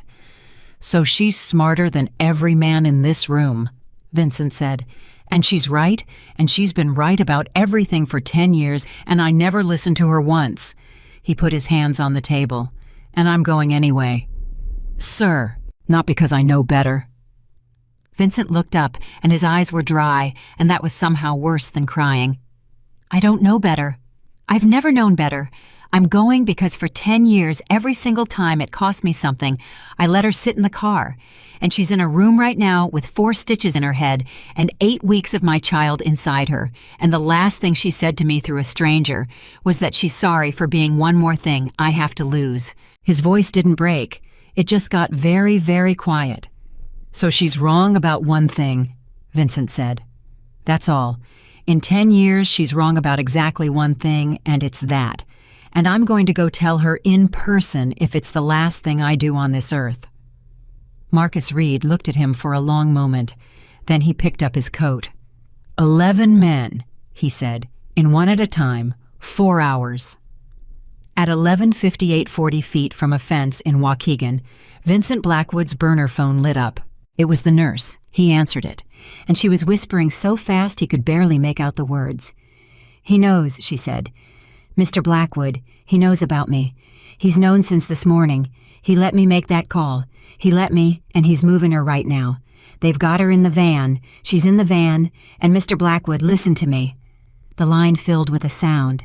"Ma'am?" Nothing. "Ma'am?" And then a man's voice came on the phone, warm, unhurried, delighted. "Vincent," said Adrian Voss, "you're 40 feet from the fence." Vincent Blackwood didn't move. 41, maybe, Voss said. "I'm being generous.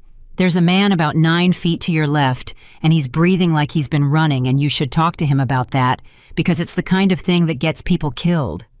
Where's the nurse? Sitting right here. Put her on. No. Adrian. Vincent, I want you to think about what you just did, Voss said. Your wife is in a van. Your child is in a van. And the first thing out of your mouth was about a woman you have never met and whose name you don't even know. He paused. Do you see it? Do you see how you do that? You always reach for the person you can save, never the person you should have. Vincent closed his eyes. Her name is Ruth, Voss said. Ruth Delaney, 31 years at Mercy. She retired in March because her hands started shaking and she was terrified she'd hurt somebody, and she's been working for me for 2 years to pay for her husband's chair because Medicare covers a chair that doesn't fit through her bathroom door. His voice went cold. So there's another one. Add her to the list. That's a person, Vincent. That's a whole entire person, and you've had her voice in your ear for 2 days, and you never once asked. I'm asking now. Yes, Voss said. That's the whole tragedy of you. You always ask now. The line stayed open. Adrian. Vincent's voice was low.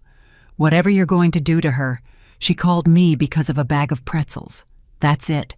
That's the entire crime. She fed a hurt woman. I know what she did. So do it to me. Adrian Voss laughed, and it was quiet and genuine, and it went through Vincent like a nail. Oh, Vincent, he said, I'm going to.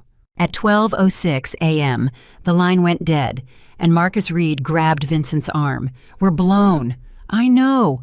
Sir, he's had eyes on us since we got out of the car, maybe since Waukegan, maybe since the kid we have to pull back, we have to... Marcus. Vincent, there are 11 of us, and he knows. Marcus. Vincent turned. Where's the van going? What? He's got her in a van. He told me that. Why would he tell me that? Marcus stopped. He wouldn't, Marcus said slowly. He wouldn't. Not unless he wanted me to chase it. Vincent's mind was moving faster than it had moved in 6 years. He's had 2 days to move her 100 times, and he waits until I'm 40 feet from a fence, and then he tells me she's in a van. Then she's not in the van. She's in the lift house, Vincent said. She's been in the lift house the whole time, and he wants me on a road. Sir, or she's in the van, and he's telling you the truth because he knows you won't believe him. Vincent looked at him. Yeah, he said. That's the other thing. The two men stood in the dark. Coin flip? Marcus said. No. Vincent's voice was strange. No. There's a way to know. How? He wants to say something to me, Vincent said. That's the whole thing, Marcus. That's what he's been doing for 2 days. He's not building a trap, he's building an audience. 6 years he's been waiting to say something to my face, and he does not get to say it to a van. At 12:14 a.m., Vincent Blackwood walked up to the gate of the north yard by himself, with his hands out and his phone lit up over his head, and 11 men behind him made a sound like the air going out of a room. Sir, Marcus's voice low and violent. Sir, get down. Vincent kept walking. 3 men came out of the dark. Vincent knew what they were before they got there. Evening, Vincent said. Nobody answered. I'm going to save you a phone call, he said. Tell Adrian that Vincent Blackwood walked up to the gate alone, unarmed, and asked to come in. One of them, young, maybe 25, and his hands weren't steady, said, Get on the ground. No. Get on the... Son. Vincent looked at him. If you put me on the ground, he will kill you. Not for hurting me, for touching the ending. He tilted his head. You've been standing out here for 2 days. You've heard him talk about it. You know I'm right. The kid's throat moved. Make the call, Vincent said. Somebody made the call. At 12:31 a.m., they took his phone and they put a hood over his head, and Vincent Blackwood, who had not been afraid of anything since he was 11 years old, discovered that he had simply never been in a position to be. He counted. He counted because Ruth Delaney had counted, and he thought about that, about a woman with shaking hands sitting hooded in a van counting minutes for a stranger, and he had to breathe through his teeth. 40 steps, a door, a ramp down. Cold. Water underneath. He could hear water underneath. They put him in a chair. They didn't tie him. That was when he knew for certain. Somebody pulled the hood off. And Adrian Voss was sitting 3 feet in front of him in an identical chair with his elbows on his knees, looking at Vincent the way a man looks at a photograph he's carried in his wallet for 6 years. "Hello, Vincent." Vincent said nothing. "You're not going to ask where she is?" "No." Voss's eyebrows went up, and something like real pleasure moved across his face. "Why not?" "Because you'd lie," Vincent said, "and then I'd have to hear it." Adrian Voss laughed out loud. "God," he said. "God, you're close. You're so much closer than you were. 2 days, Vincent. 2 days and you're almost a person." He leaned back. "It took my wife 11 years to get me that far, and it took a locked gate to get you there in one night. That's the difference between us. You had to be broken. I got to be loved." Adrian. Her name was Rosalind. The room went silent. "Rosalind Voss." He said it slowly. She played the piano badly. She was loud. She laughed at her own jokes before she finished them, which is the worst thing a person can do, and I never once told her to stop because I was afraid she would. His face didn't move. She was 7 months and 1 week pregnant. It was a girl. We had a name, and I'm not going to say it in front of you. Vincent's jaw was locked so tight it hurt. "Do you remember what you said?" Voss asked. "In my kitchen to her." "No." "You said, 'Ma'am, this doesn't concern you.'" Vincent Blackwood closed his eyes. "That's it," Voss said. "That's the whole thing. That's the sentence I've had in my head for 6 years. Not the fire, not the rest of it. 4 words. This doesn't concern you." He leaned forward again. "She was standing in her own kitchen with our daughter inside her, and you looked at her and you decided she wasn't part of it. Because she was quiet. Because she wasn't the man. Adrian." "And then 2 nights ago," Voss said, "a woman drove 90 minutes through a storm to tell you she was carrying your child, and you told a man at a gate that she doesn't come in." He spread his hands. "Do you understand now? I didn't have to do anything to you, Vincent. I didn't have to teach you a lesson. I just had to wait for you to do it to yourself and then make sure you were awake for it." The water moved under the floor. "So that's it," Vincent said quietly. "That's the whole plan. 7 months. Sienna, the car, the blood on the headrest, all of it to get me in a chair so you could say 4 words back to me." "No," Adrian Voss said. Vincent looked up. "That's what I wanted at first," Voss said. "For about 4 years, that was the whole architecture. Take his wife, hold her, let him lose everything trying to get her back, and then at the very end in a room tell him her name was Rosalind." He was quiet a moment. "It's a good plan. It's got symmetry. I've run it in my head 10,000 times." "Then what changed?" Adrian Voss looked at him for a long, long moment. "I met her," he said. Vincent stopped breathing. "You son of a—" "Sit down." Voss didn't raise his voice. Vincent sat down. "Sit down. Vincent, nobody's touched her. That's not what I mean, and you know it's not what I mean, so sit in the chair and let a man finish a sentence for once in your life." Vincent sat. 40 hours, Voss said. "That's how long I've had her. And in 40 hours, that woman has apologized to the man guarding her door because she thought she'd woken him up.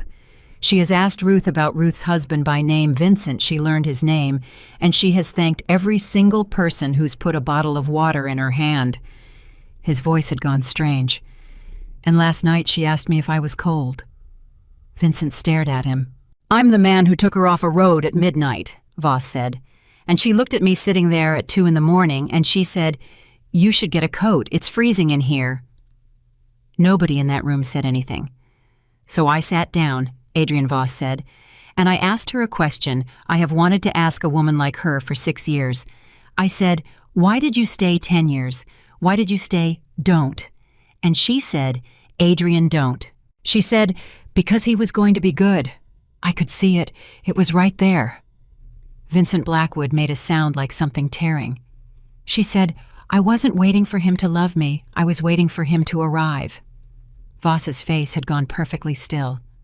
"And I sat there, Vincent, in a room I built for revenge, and I realized that Rosalind used to say almost the exact same thing about me." The water moved. "And that's when I understood that I was about to do it," Voss said. "The thing you did, the exact thing, not something like it. It. I was going to stand in front of a good woman with a child inside her and decide she wasn't part of it." He looked down at his hands. I've been 6 years telling myself I'm the man who got hurt. And then I looked at a woman on a mattress in my own building with 4 stitches in her head, asking me if I was cold, and I thought, no, I'm the man in the kitchen. I'm you. I'm exactly you, and I got here on purpose, and it took me 6 years, and it took you 1 night, and you're the amateur. Vincent couldn't move. So no, Adrienne Voss said. There's no ending. I don't have one. I've been sitting in this chair for 40 hours trying to build one, and I can't because every version of it has her in it, and she asked me if I was cold. At 12:52 a.m., Vincent Blackwood said, Then let her go. I'm going to. Now. Vincent.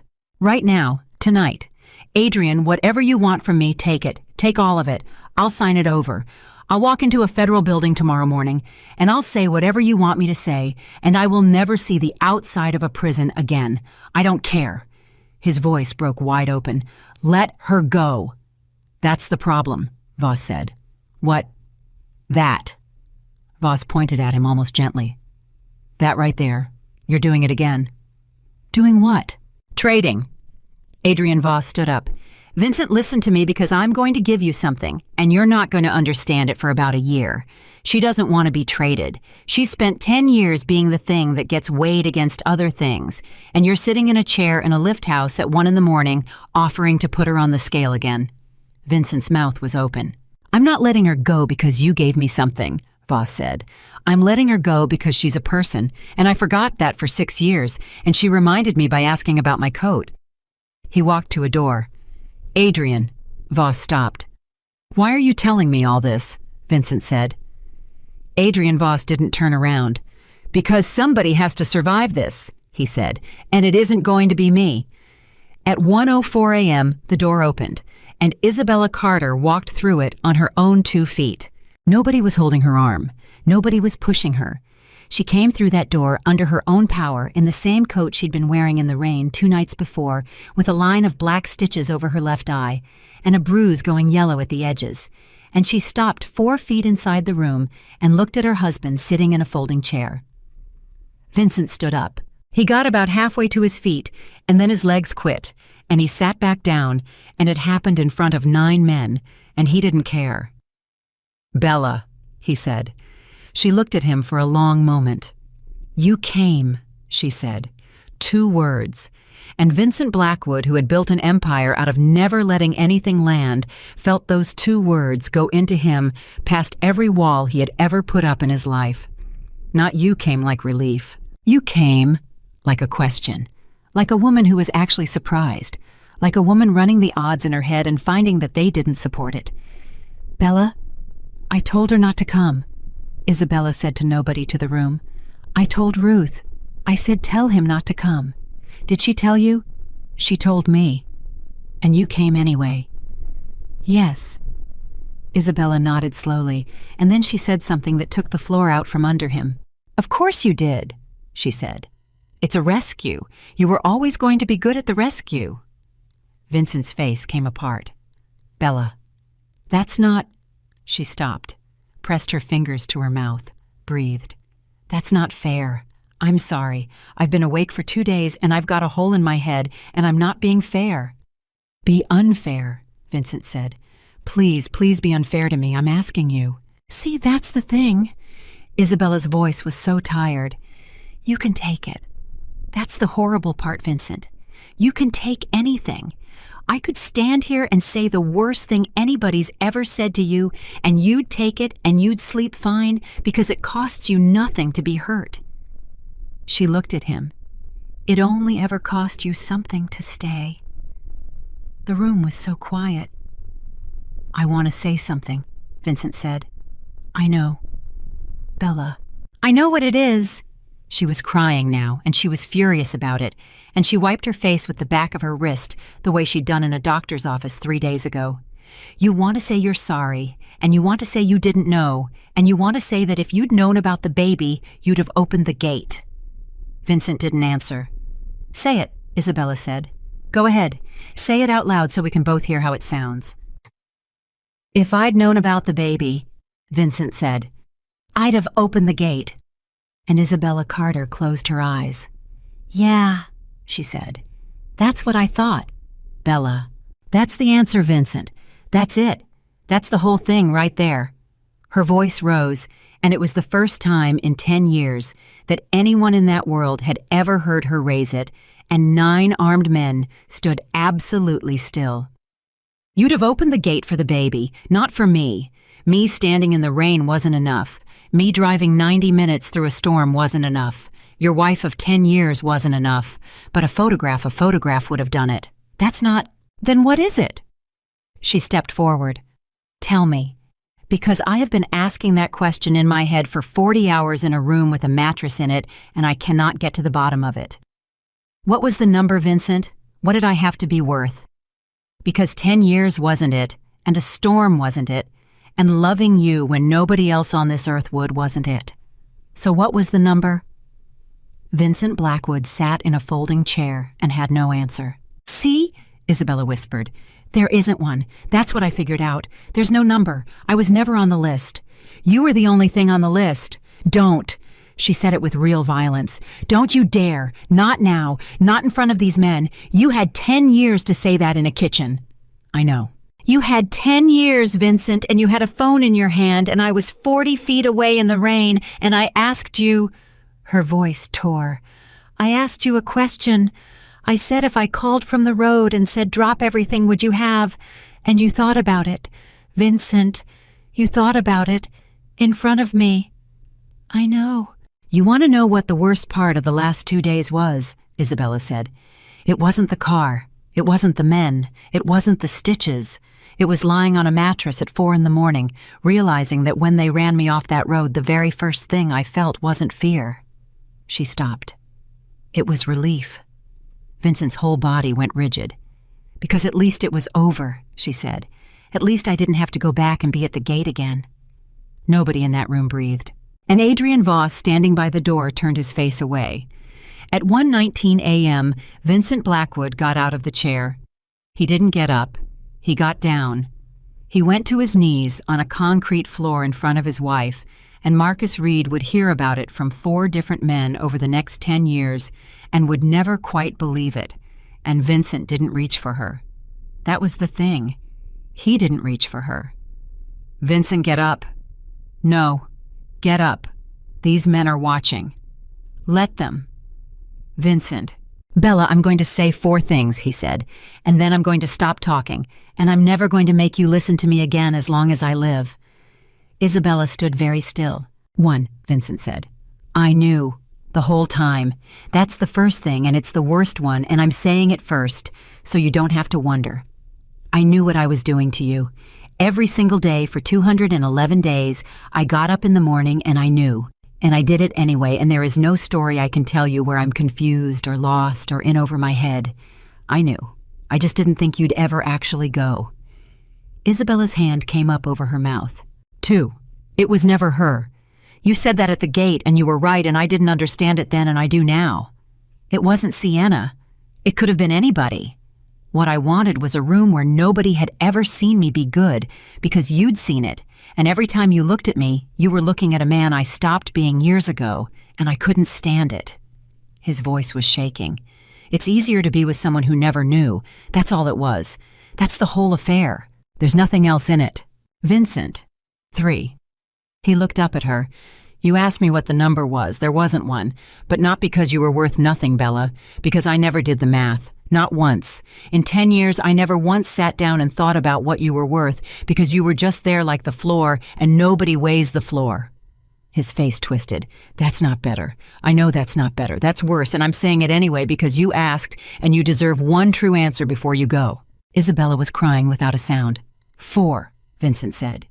He stopped. He was quiet for so long that Adrian Voss turned around. I don't want you back, Vincent said. Isabella's head came up. I want to be a man you'd consider, he said. That's all. That's the whole thing. Bella, I'm 43 years old, and I have never in my life wanted to be worth something to somebody. I've only ever wanted to have things, and I had you, and I threw you in the rain. His voice was almost gone. So I'm not asking. I'll never ask. But I'd like to spend the rest of my life becoming a man who could have opened that gate. Even if you're not there when I get there, especially if you're not. The lift house was silent, and then Isabella Carter said very quietly, I don't need you to save me anymore. Vincent nodded. I know. No. She stepped closer, and she looked down at him, and her voice was steady as stone. No, you don't. Listen to me. Listen to me, Vincent. I don't need you to save me anymore. I needed you to choose me before I disappeared. Vincent Blackwood put his forehead on the concrete floor. That's it, Isabella said. That's the only sentence I've got. I've had 40 hours, and that's all that's left. You can't come get me now. There's no coming to get me. The getting was supposed to happen at 9 o'clock on a Tuesday when nothing was wrong and nobody was watching, and it would have cost you a meeting. I know. You can't buy that back. It's not for sale. It never was. I know. There's no gun for it, Vincent. There's no war. You can't put 30 men on it. Her voice finally broke.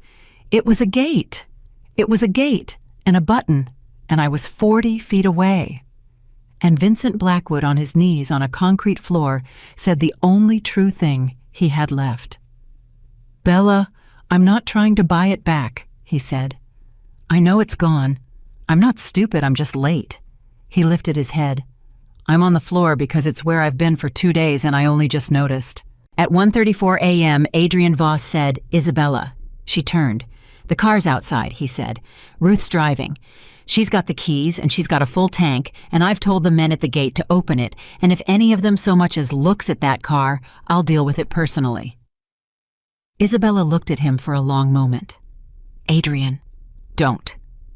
Adrian, where are you going to go? And Adrian Voss. 6 years of it. The fire, the dental records, the 211 days. Adrian Voss looked at the woman he'd taken off a road at midnight and could not answer her. Ma'am, he said finally, you're the only person in 8 years who's asked me that. That's not an answer. No, he agreed. It isn't. Come with us. The room turned. Every single man in it turned. Bella, Vincent said, and there was nothing in his voice but shock. Be quiet. She didn't look at him. Adrian, look at me. You have 4 men out there who'd cut your throat for $600, and you know it, and you just let me walk out that door in front of all of them, and every one of them saw you do it. Voss said nothing. You just killed yourself, Isabella said. You know that. You did it on purpose, standing right there. You made your ending 40 minutes ago, and you made it out of me. Ma'am. Her name was Rosalind, Isabella said. Adrian Voss's face came apart. You said it to him, she said. You never said it to me. 40 hours in that room, and you never once said her name to me because you knew if you said it to somebody who'd be kind about it, you wouldn't be able to finish this. Voss put a hand out and found a wall. Come with us, Isabella said again. I can't. Adrian. Ma'am, I burned a house down with a woman inside it, Adrian Voss said, and it wasn't Rosalind's and it wasn't his, and there is a whole other family in this city who has been sitting exactly where I've been sitting for 4 years, and they're not done either. He looked at her and he was shaking. It doesn't stop. That's what I need you to understand before you get in that car. It doesn't stop. It just picks the next person. And the only way out of it is somebody has to stand in the road and refuse to hand it on. Then hand it to nobody. That's what I'm doing, Adrian Voss said. At 1:41 a.m., Isabella Carter stopped in the doorway. She turned around. Vincent was still on the floor. Vincent? He looked up. Get off the ground, she said. He got up. I'm not coming home, she said. I know. I don't know if I ever am. I want you to hear that with your ears, not the way you hear things. There's a real chance the answer is never, and you have to be able to live in that. I can live in that. You say that now. Bella. His voice was quiet. I've lived in a house with 40 rooms and a gate and every single thing I ever wanted for 2 days without you, and I'd rather be dead. So don't tell me what I can live in. I've been trying it. I know what it's worth now. Isabella looked at him, and then she did the thing that Vincent Blackwood would think about every day for the rest of his life. She took his hand, just took it, the way she'd taken it 10,000 times in 10 years, easy like it was nothing, and she put it flat against her stomach, and she held it there. 8 weeks and 4 days, she said. Vincent Blackwood made a sound that didn't have a word in it. There's nothing to feel yet, Isabella said. There won't be for a while. That's not what this is. Then what is it? It's the door, she said.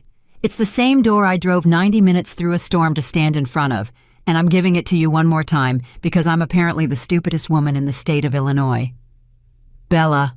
But this time you have to say something, she said. That's the difference. 10 years I stood at that door and waited for you to notice it was open. Not anymore. You want in, you say it out loud in a room in front of people right now, and you don't get to think about it first. Vincent's hand was shaking against her. I choose you, he said, louder. I choose you. His voice cracked wide open, and he didn't care. Bella, I choose you. I'm sorry it took a fence and a hood and a man in a chair. I'm sorry it took the worst 2 days of your life. I choose you. If you never let me near you again, I chose you, and it's the first thing I've ever done in my life that didn't have a hook in it. Isabella Carter took her hand back. Okay, she said. Bella, that's not forgiveness. I know. That's a receipt, she said. That's all that was. 9 men heard it. Now it exists. Her jaw was trembling. Because for 10 years, everything you ever gave me happened where nobody could see it, and I could never prove any of it was real, not even to myself. So now there's 9 witnesses and a nurse in a car, and whatever happens to us that happened. She walked out. And Vincent Blackwood stood in a lift house over Blackwater and watched his wife leave under her own power for the second time in 3 days and did not follow her. At 1:49 a.m., Adrian Voss said, "You're not going after her." "No." "Why not?"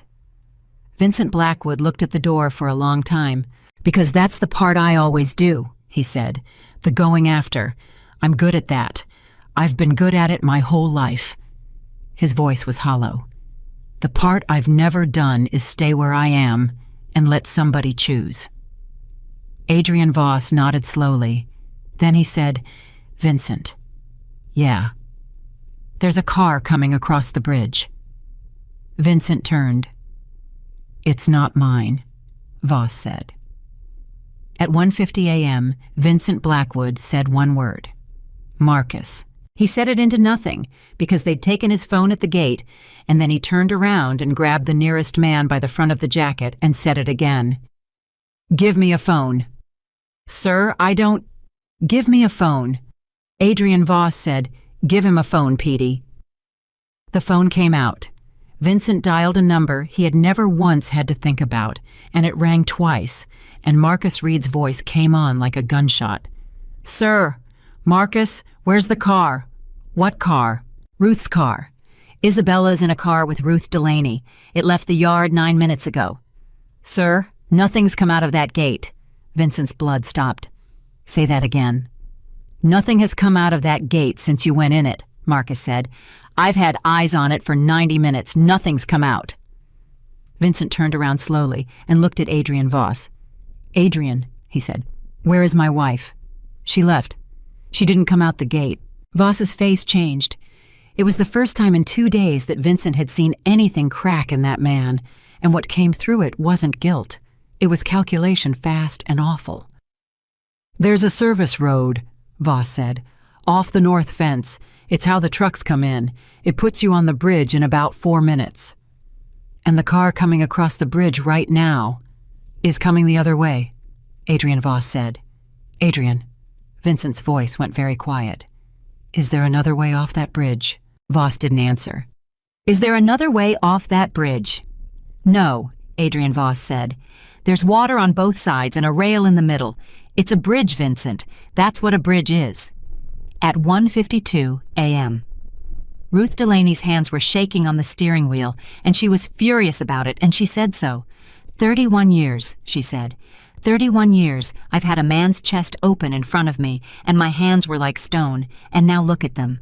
Ruth, look at them. "Ruth, pull over." "Absolutely not."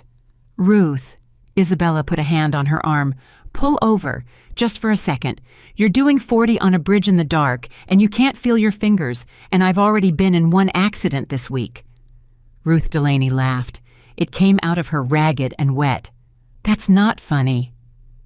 "It's a little funny." "It is not funny, Isabella." "Ruth, stop the car." The car stopped. Ruth Delaney put both hands over her face and sat there in the middle of a lift bridge at 2 in the morning and made a small, ugly sound. I helped them, she said. Ruth, I helped them take you. I didn't drive the car, and I didn't touch you, but I knew, and I put my hands on a woman I knew they'd hurt, and I told myself it was the same as nursing. Oh, Ruth, it's not the same as nursing. Ruth, look at me. Isabella waited. Look at me. You're the only reason my husband knows he's going to be a father. Do you understand that you're the whole reason? Every single thing that happened in that room tonight happened because a woman with shaking hands picked up a phone. Ruth wiped her face. That doesn't undo it. No, Isabella agreed. It doesn't. Ruth's head came up. You're not going to tell me it does. No, Isabella said. I'm not going to lie to you at 2 a.m, Ruth. I like you too much. You did it. It happened. You're going to carry it. She put her hand over the older woman's hand. But you're going to carry it while you're driving me off this bridge. That's the deal. You don't get to put it down, and you don't get to stop the car. Ruth Delaney let out a shuddering breath. Okay.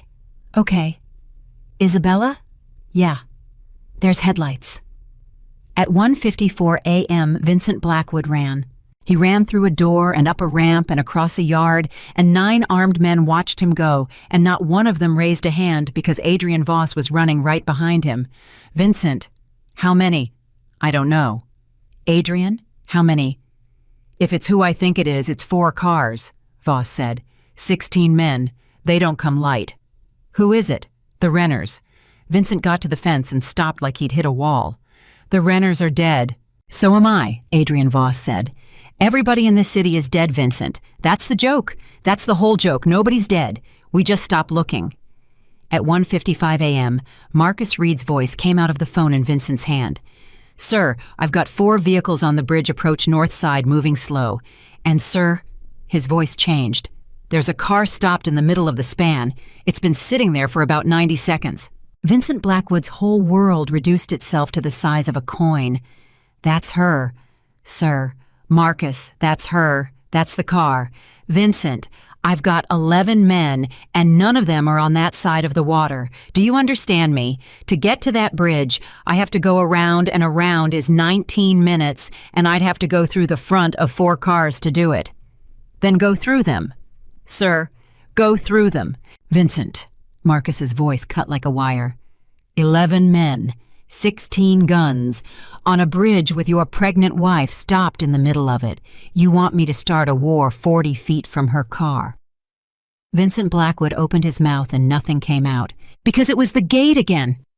It was the gate again, and it was the exact same math, and this time he'd get it right, and it still wouldn't save her. And he understood in that second with total clarity that the worst thing he had ever done to Isabella Carter was teach her that everything in her life was a number on a scale. Marcus, he said, I don't know what to do. There was a silence on that line. Marcus Reed had worked for that man for 11 years and had never once heard those 5 words in that order.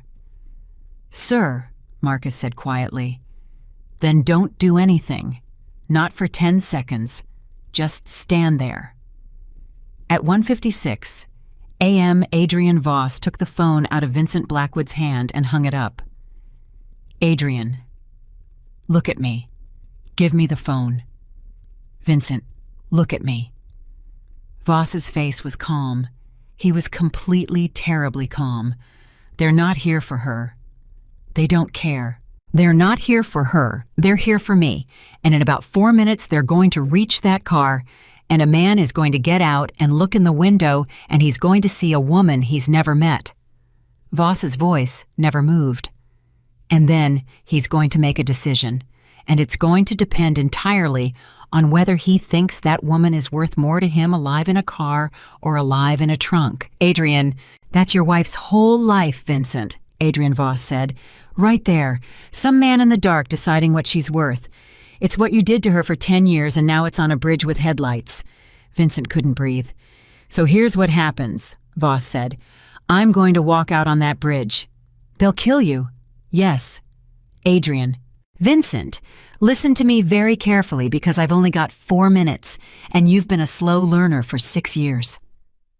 Adrian Voss put both hands on Vincent's shoulders. The reason they'll stop is because the second they see me, I'm the biggest thing on that bridge. Nobody looks at a car when the man they've wanted for 6 years is standing in the road with his hands up. That's it. That's the whole trick. It's not brave. It's arithmetic. There's another way. There isn't. Adrian, she asked you to come with us. And Adrian Voss's face broke open just for a second, just once. I know she did, he said. God help me, I know she did. 40 hours and she asked me twice. Once about a coat and once about my life. He got himself back. And that's why. Vincent, do you understand? That's why. Because if I get in a car with that woman, then in about a year, I'm the man who ruined the only good thing left in this, and I'd rather be dead than be you twice. Vincent Blackwood stood in the dark with a fence in his hands. Tell her something for me, Adrian Voss said. Tell her yourself. Vincent, you tell her yourself, Adrian. You get in a car and you drive and you tell her I wasn't cold. The yard went silent. Tell her that, Adrian Voss said, and his voice was shaking now, all of it, 6 years of it. Tell her I sat in that room for 40 hours and I wasn't cold, that's all. She'll know what it means. She's the only person alive who'll know what it means. Then he let go of Vincent's shoulders. Adrian and Vincent. He was already walking. Your daughter's name is not going to be Rosalind. Vincent turned. What? I saw your face when I said it, Voss said. Don't you dare do that. Don't you put my dead wife on your live child like a receipt. That's the oldest thing you do, Vincent. That's the thing you're going to have to kill. He looked back once. You want to honor her, be the man who opens the gate. That's it. That's the whole price. Nobody wants a name on a baby, they want a man in a kitchen who turns around. And he walked out onto the bridge. At 1:59 a.m., Isabella Carter saw a man walking toward her in the headlights and knew exactly who it was. Ruth, get down. What? Get down. Put your head below the window. Isabella. Ruth. Adrian Voss walked past the driver's side of that car without turning his head. He didn't look at it. He didn't slow down. He walked past his own hostage of 40 hours with his hands going up over his head and his eyes on 4 sets of headlights, and Isabella Carter watched him go by in the glass and understood everything in 1 second. No, she said. She had the door handle in her hand. Isabella. No. Isabella, don't. Ruth, he's going to. And Ruth Delaney, 61 years old, 31 years at Mercy, reached across that seat and grabbed a pregnant woman by both wrists and held her in the car with everything she had. You listen to me, Ruth said. Let go. You listen to me, Isabella Carter. Ruth's face was wet and her voice was iron. That man is doing the only good thing he has left in the whole world, and you are not going to take it away from him. He can come with us. He can't. He can. Honey, he can't, and you know it, and he knows it, and he asked you if you'd get in the car 40 minutes ago because he already knew what he was going to do. Ruth's hands were like stone now. They'd stopped shaking. They'd stopped completely. Some people don't get a next part. That's not fair, and it's not right, and I've watched it 300 times, and it doesn't get easier. But you have 8 weeks and 4 days inside you, and you are not getting out of this car. Isabella Carter stopped fighting. She turned her face toward the window, and she watched Adrian Voss walk into 4 sets of headlights with his hands over his head. At 2:01 a.m., a man's voice came across the bridge, and it was almost cheerful. Adrian Voss. Yeah, 6 years. 6 years. You know how much I've spent looking for you. Probably about what I spent, Voss said. Somebody laughed. Somebody actually laughed. There's a car behind you. That's a nurse and a woman with a head injury, Adrian Voss said. The nurse works at Mercy and the woman's nobody. They took a wrong turn off the yard road. It happens twice a week. Ask anybody. That right? That's right. Because from here it looks like Vincent Blackwood's wife. The silence on that bridge lasted about 3 seconds, and it took a year off Isabella Carter's life. Now why, Adrian Voss said slowly, would I be standing in the middle of a bridge with my hands up if I had Vincent Blackwood's wife in a car behind me? Nobody answered. Think about it, Voss said. Really think, because you've got exactly 1 shot at this, and I'd hate for you to spend it on a nurse. Another silence.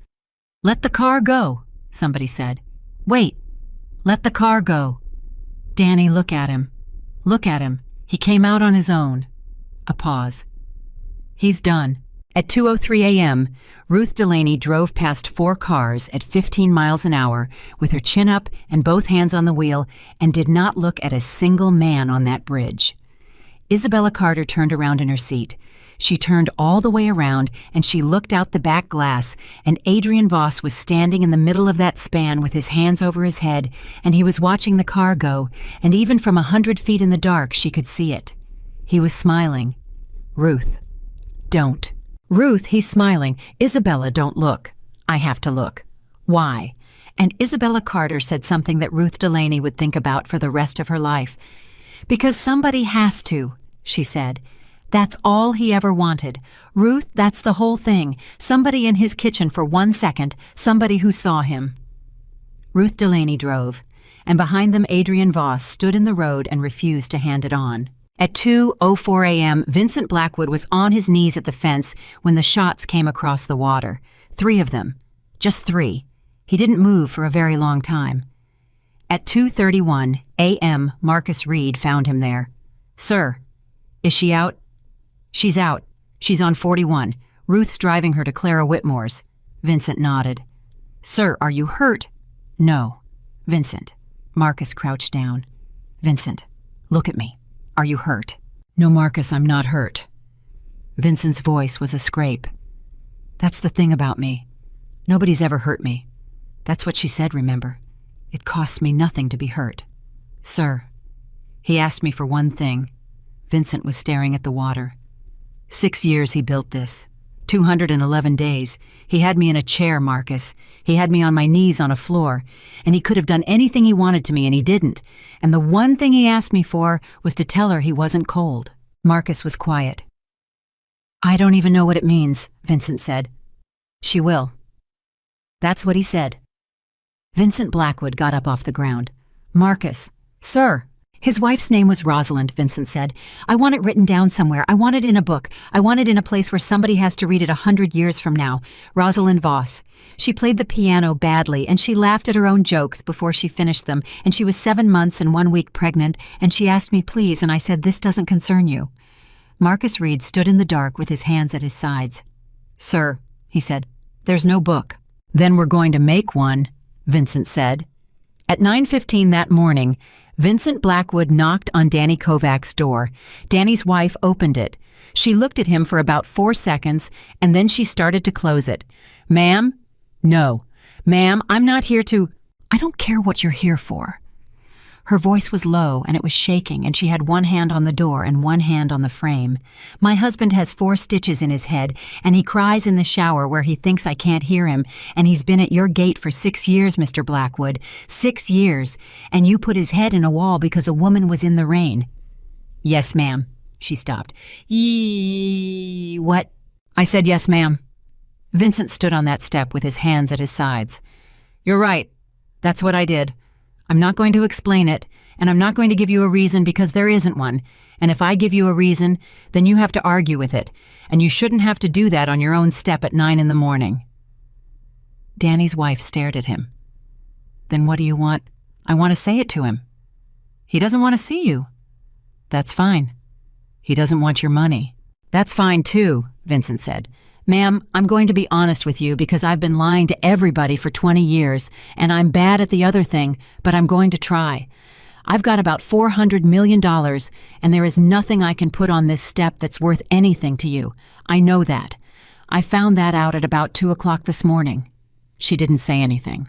"So I'm going to come back tomorrow," Vincent said, "and the day after that, and I'm going to stand on this step and not come in for as long as it takes until Danny wants to open the door. And if that's never, then it's never, and I'll still come." "Why?" "Because he's the only man in the whole thing who did the right thing," Vincent said. "Ma'am, he asked me twice. He stood at a gate and he asked me twice. Nobody else in my life has ever asked me twice." The door didn't close. It didn't open either. "He's asleep," Danny's wife said finally. "Then I'll come tomorrow." "Mr. Blackwood," he turned. "Is she all right?" she asked. "Mrs. Blackwood, is she all right?" and Vincent Blackwood stood on that step and had to put his hand on the railing. He asked about her, he said. Danny, when they were putting the stitches in, didn't he? Yes. Yeah, Vincent said. Of course he did. At 4:40 that afternoon, Sienna Vale opened her door and found Marcus Reed on the other side of it, and she put her hand over her mouth and started to cry before he said a word. Ma'am, just do it, she said. Please, just do it fast. I've been sitting in there for 2 days waiting. Ma'am, your sister's debt is gone. Sienna Vale stopped crying. What? $140,000, Marcus said. It's paid, it's not moved, it's not transferred, it's not held by somebody else. It's gone. There's no paper on it anywhere in this state, and nobody's coming to your sister's restaurant ever again. Sienna stared at him. What does he want? Nothing. Marcus, what does he want? Ma'am. Marcus Reed's face didn't move. I've worked for that man for 11 years, and I've never once said this sentence, and I'm about to say it now, so listen. He doesn't want anything. That's not... He said to tell you one thing, Marcus said. He said, you went to a party in a red dress because your sister was going to get hurt. Vincent Blackwood locked his pregnant wife out of a house because he felt like it. Only one of those is a bad person, and it isn't you. Sienna Vale put her back against the doorframe and slid down it. That's not fair, she said. No, ma'am. That's not Marcus. I did it. I did all of it. I slept in her bed. Yes, ma'am. I wore her robe. Yes, ma'am, you did, Marcus said. And you're going to carry that. He's not taking it from you. He can't and he wouldn't, and it's not his to take. He paused. But he said your sister's not part of it. He said tell her sister doesn't concern this. Sienna Vale looked up. He said it like that. He said it exactly like that, Marcus said. 3 times. He made me say it back.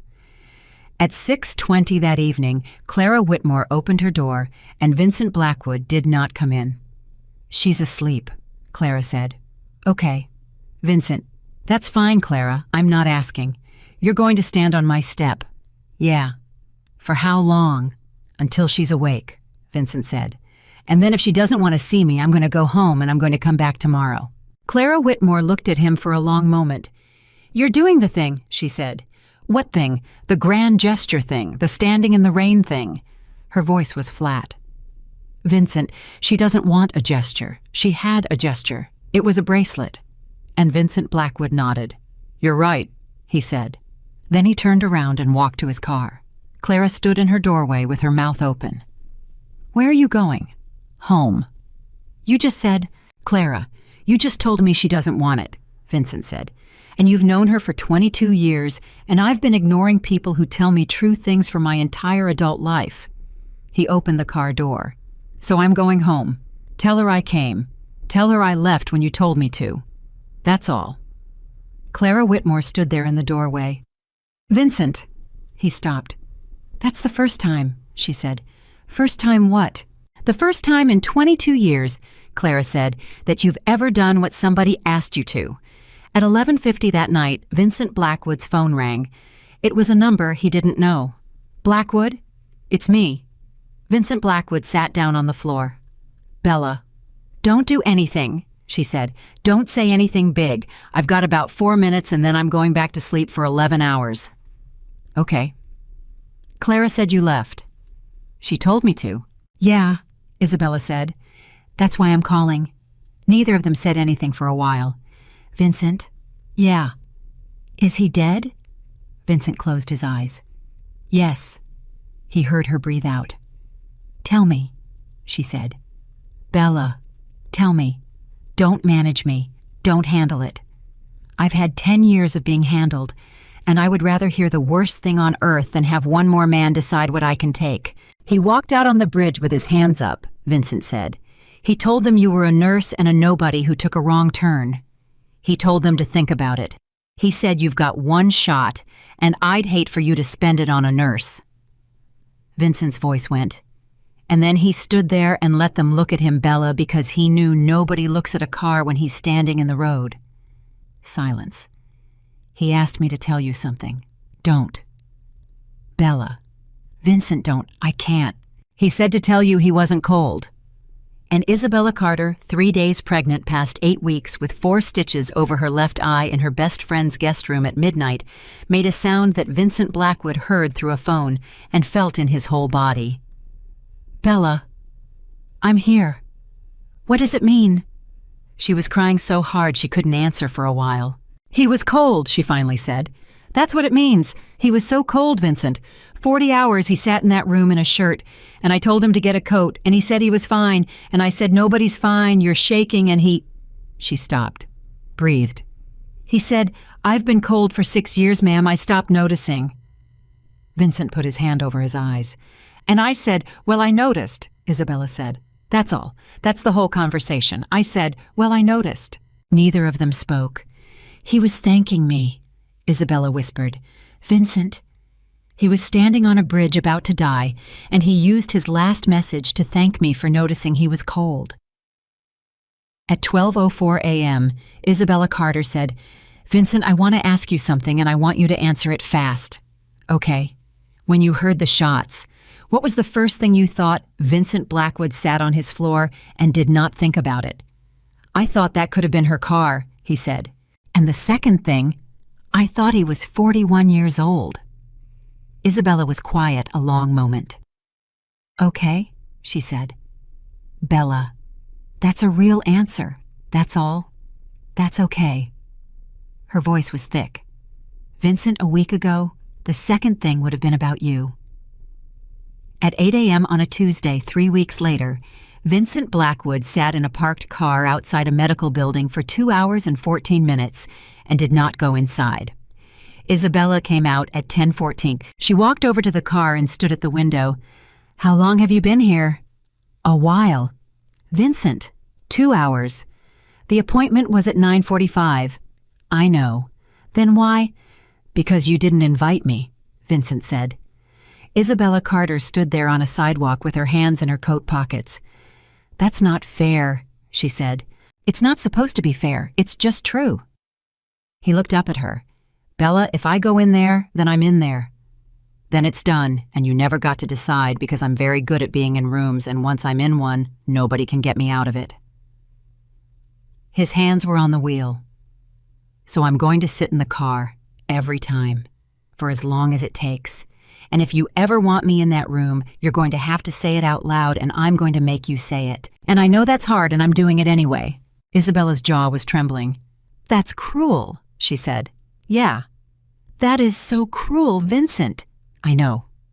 "You're making me ask—" "Bella, I made you wait for 10 years, Vincent said. "You never once asked me for anything, and you know why. Because you knew what the answer was going to be, and you couldn't stand to hear it out loud. So you stopped asking. You just stood at doors and hoped." His voice broke. "So yeah, I'm going to make you ask, because the first time you ask me for something and I say yes, that's the day it starts. And I'd rather sit in this car for 2 years than steal that from you by walking in a room I wasn't invited to." Isabella Carter turned around and walked 6 steps away and stood with her back to him. Then she came back.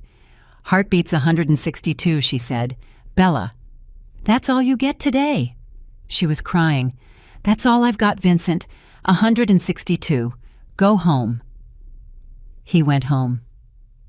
At 2:30 on a Thursday, 5 weeks later, Marcus Reed stood in a room with 9 men and watched Vincent Blackwood take an empire apart.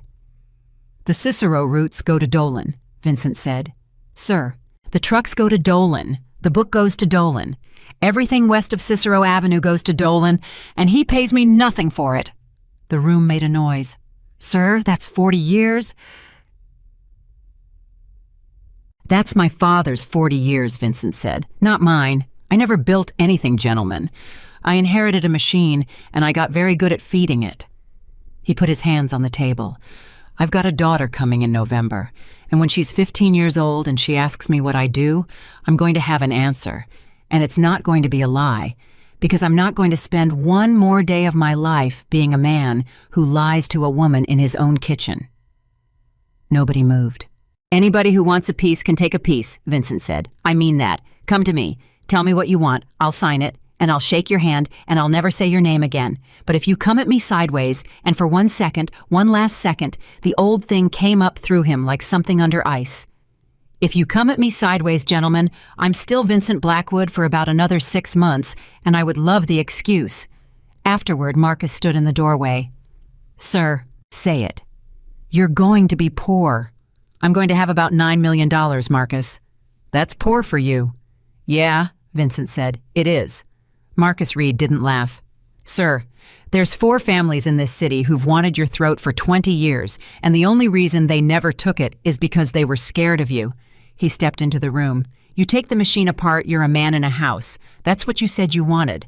But Vincent, a man in a house, has a door. Vincent Blackwood looked at him for a long moment. Marcus, sir. Do you remember what Adrian said to me in the lift house? No, sir, I wasn't in the room. He said it doesn't stop. He said it just picks the next person. He said the only way out is somebody has to stand in the road and refuse to hand it on. Vincent's voice was very quiet. I've got a daughter coming, Marcus. If I keep this thing, then in 30 years, some man is going to stand in her kitchen and tell her it doesn't concern her. Marcus Reed put his hand over his face. Sir. So I'm standing in the road, Vincent said. That's it. That's the whole plan. It's not brave, it's arithmetic. At 6:45 on a Sunday in October, Isabella Carter opened her own front door, her own a rental in Oak Park with a kitchen the size of a closet, and a landlord who took 9 days to fix a faucet, and Vincent Blackwood was standing on the step with a bag of pretzels. She looked at the bag, then she looked at him. That's a low blow, she said. Yeah, that is a deeply low blow, Vincent. Ruth told me, he said, about the gas station, about the parking lot. She said you ate them for 2 days in that room, and you thanked her every time. Isabella Carter stood in her doorway with her hand on the frame and her belly out past her coat, and did not take the bag. Vincent. Yeah. I don't know how to do this.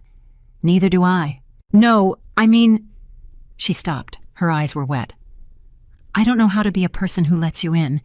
That's the thing nobody tells you. I keep waiting to feel like it's safe, and I keep thinking when I feel it, I'll open the door. And Vincent, I don't think I'm ever going to feel it. Vincent nodded slowly. Then don't wait for it, he said. What? Bella, I waited 10 years to feel like a man who could open a gate, Vincent said. I never felt it. Not once. Not for a single second. His voice was shaking. You don't get the feeling first. That's the whole con. That's what I've learned in 3 months of sitting in cars. You do the thing, and then maybe someday the feeling shows up, and if it doesn't, you did the thing anyway, and the thing is what counts. Isabella Carter stood there for a long, long moment. Then she stepped back from her own door. Come in, she said. Bella, Vincent, get in the house before I change my mind. At 3:12 a.m. on the 4th of November, Vincent Blackwood was in a hospital hallway with his back against a wall and his hands over his face, and Clara Whitmore was sitting on the floor next to him. Vincent. Yeah. Breathe. I'm breathing. You're not breathing, you're doing a thing with your mouth. Clara, it's been 9 hours. It's been 9 hours because that's how long it takes. Clara Whitmore put her hand on his arm, and neither of them mentioned that it was the first time she had ever voluntarily touched him. Vincent, look at me. She's fine. Ruth is in there. Ruth Delaney has done this 400 times, and she is standing right next to her with her hands on her, and Isabella is fine, and you are going to breathe. Clara. What? I was in Miami, Vincent said. Clara went still. When her mother died. I was in Miami. He couldn't take his hands off his face. Marcus stood in a hallway for 6 hours and held her hand. Marcus. And I was in Miami, and I remember what I was doing, Clara. I remember it exactly. I was having dinner. Vincent. I was having dinner and somebody made a joke and I laughed. Vincent. He stopped. You're here now, Clara Whitmore said. It's not the same. No, it's not. Her hand tightened on his arm. It's not the same and it doesn't fix it, and she's going to remember Miami for the rest of her life. But Vincent, you are sitting on a floor in a hallway at 3 a.m, and there is nowhere on this earth you'd rather be, and everybody in this building knows it. Her voice cracked. So it's not the same. It's just the only thing there is. At 5:41 a.m., a nurse came out and said, Mr. Blackwood. Vincent Blackwood couldn't stand up. He tried. His legs wouldn't do it, and Clara Whitmore, who had slapped him across the face on her own front step in July, got underneath his arm and hauled a 200-pound man up off a hospital floor. "Go," she said. At 5:44 a.m., Vincent Blackwood walked into a room and his wife looked up at him. "You came," Isabella said, and she was smiling. That was the thing. 10 years of the two words in the wrong key, and she said them again in a room at 5 a.m, exhausted, gray, wrecked, with her hair stuck to her forehead. And she was smiling, and it was a joke. She was making a joke. Vincent Blackwood put his hand over his mouth and stood in that doorway and could not move. "Vincent, I'm here. Come look at your daughter. Look at, At 5:46 a.m., they put a 7-pound, 4-ounce girl in Vincent Blackwood's arms, and the most feared man in Chicago discovered that his hands did not work. "I'm going to drop her." "You're not going to drop her." "Bella, my hands." "Vincent." Isabella's voice was so tired and so calm. "Look at me. You're not going to drop her. Bend your elbow." He bent his elbow. And then Vincent Blackwood, 43 years old, stood in a hospital room holding 6 pounds of a person, and Isabella watched his whole face come apart in real time, and she didn't say a word because she'd been waiting 10 years to see it, and she wasn't going to interrupt. "Bella." "Yeah." "Yeah." "Bella?" "She's mad." Isabella Carter laughed out loud, and it hurt, and she didn't care. "She's been out for 4 minutes, and she's already furious," Vincent said, and his voice was completely gone. "Look at her face. Bella, look at her face. She's outraged. She takes after somebody." "She takes after you." "She does not." "Bella, she absolutely takes after you," Vincent said. "She came out of a door she didn't want to leave, and now she's letting the whole building know about it." And Isabella Carter, who had not laughed in front of that man in 4 years, put her hands over her face and laughed until she cried. At 6:20 a.m., Ruth Delaney stood in the doorway with her coat on. "Ruth." "I'm going home, honey. My shift ended 2 hours ago, and I've been standing here like a fool." "Ruth, come here." "Isabella." "Ruth Delaney, come here right now." Ruth came. Isabella took the older woman's hand and put it flat on the baby's back. "Feel that," she said. Ruth Delaney's mouth went. "Isabella." "That's what your hands did," Isabella said. "Ruth, look at me. That is what your hands did. Not the phone call, not the message. Your hands. You put your hands on me on a concrete floor at 2 a.m, and you kept her alive when nobody on earth would have known if you hadn't." Ruth Delaney started to cry. "They shake," she said. "They're not shaking now." And Ruth looked down at her own hand flat on the back of a newborn baby, and it was perfectly, absolutely still.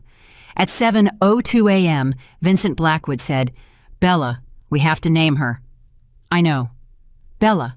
Don't say Rosalind." Vincent's head came up. "He told you," Isabella said. "He told me on the bridge. He told me not to." Vincent's throat moved. "He said, don't put my dead wife on your live child like a receipt. He said, that's the oldest thing you do, Vincent, and it's the thing you're going to have to kill." Isabella Carter nodded slowly. "He was right," she said. "He was right about everything." Vincent looked down at his daughter. "Bella, he was right about every single thing, and he was a monster. And he took you off a road, and he's the reason there's a scar over your eye, and he was right." "Both things are true. How do you live with that?" "You just do," Isabella said. "That's the whole answer, Vincent. There isn't a better one. Some people are the worst thing that ever happened to you, and they're also the reason you're standing here and you carry both, and you don't get to put either one down." Vincent Blackwood stood there with his daughter. "Then what do we name her?" "And Isabella." Carter looked at her husband for a long moment. "Ruth," she said. Vincent's face came apart. "Bella." "Because a woman with shaking hands sat on a concrete floor and fed me pretzels," Isabella said, "and it didn't cost her a thing to walk away, and she stayed anyway." Her voice broke wide open. "Vincent, that's the whole lesson. That's it. That's the only thing I want that child to know for the rest of her life. Not who saved her, not who was powerful, not who won. Just somebody had a choice, and it cost them everything, and they stayed." Vincent Blackwood put his forehead against his daughter's. Ruth, he said. At 7:04 a.m., Ruth Delaney, who was standing in the hallway waiting for the elevator, heard a sound come out of that room and turned around and asked a passing nurse, "Is somebody in trouble in there?" "No, ma'am," the nurse said. "I think somebody's crying." 14 months later, Vincent Blackwood sat on the floor of a small house in Oak Park with a landlord who took 9 days to fix a faucet, and a 1-year-old was hitting him in the face with a wooden spoon. Bella. She's hitting me. I see that. Bella, she's hitting me in the face with a spoon. You want me to stop her? Vincent Blackwood looked up at his wife. No, he said. They didn't remarry. Isabella wouldn't. She said the first one still counted, and she wasn't going to let him buy a fresh one. And Vincent said okay, and that was the end of it, and it was the easiest conversation of his life. They didn't move back to the house. Vincent sold it in March. He didn't tell anybody he was going to, and he didn't make a speech about it. And when Isabella found out, she said, "Where's the money?" And Vincent said, "Ruth's husband has a chair that fits through the door now, and Danny Kovac's daughter is at Northwestern, and Sienna's sister owns her building." And the rest? There isn't any rest. Isabella Carter had looked at him for a long moment. "Vincent," she'd said, "you just gave away $40 million, and you didn't tell me." "I know. That's the old thing." And Vincent Blackwood had stopped cold. "Yeah," he'd said, "that's the old thing. You did a good thing in secret so you could have it in your pocket. Yeah, don't do that." "Okay," Vincent had said. "Bella, I'm going to be doing the old thing for the rest of my life. I'm going to be doing it when I'm 80. Every day. It's in my hands." "I know," she'd said. "So tell me next time. That's all. That's the whole marriage. Just tell me next time." "There's a gate at that house in Oak Park, if you can call it that. It's a fence gate. It's about 3 feet tall, and it doesn't lock, and a determined toddler can defeat it. Danny Kovac put it in. He wouldn't take money for it.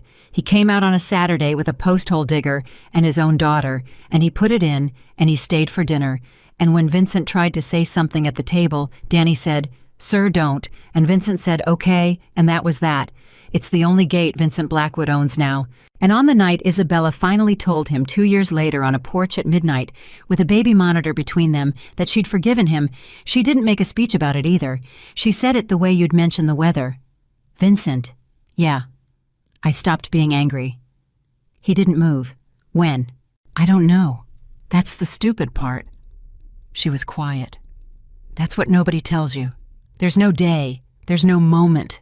I kept waiting for the moment so I could hand it to you like a gift, and it never came. And then one day, I was standing in that kitchen and I realized it had already happened about a year ago, and I'd missed it." Vincent Blackwood sat on that porch and couldn't speak. "Bella, don't say anything big." "I wasn't going to." "Yes, you were." "Yeah," Vincent said. "I was." And Isabella Carter laughed in the dark and reached over and took his hand and held it easy like it was nothing, the way she had 10,000 times in 10 years. He never asked her whether she'd have come back if the car hadn't been run off that road. He wanted to. He wanted to for years. And then one day he understood that it was the last version of the old thing, the last time he'd ever try to put her on a scale and find out what he was worth, and he let it go, and he never picked it up again.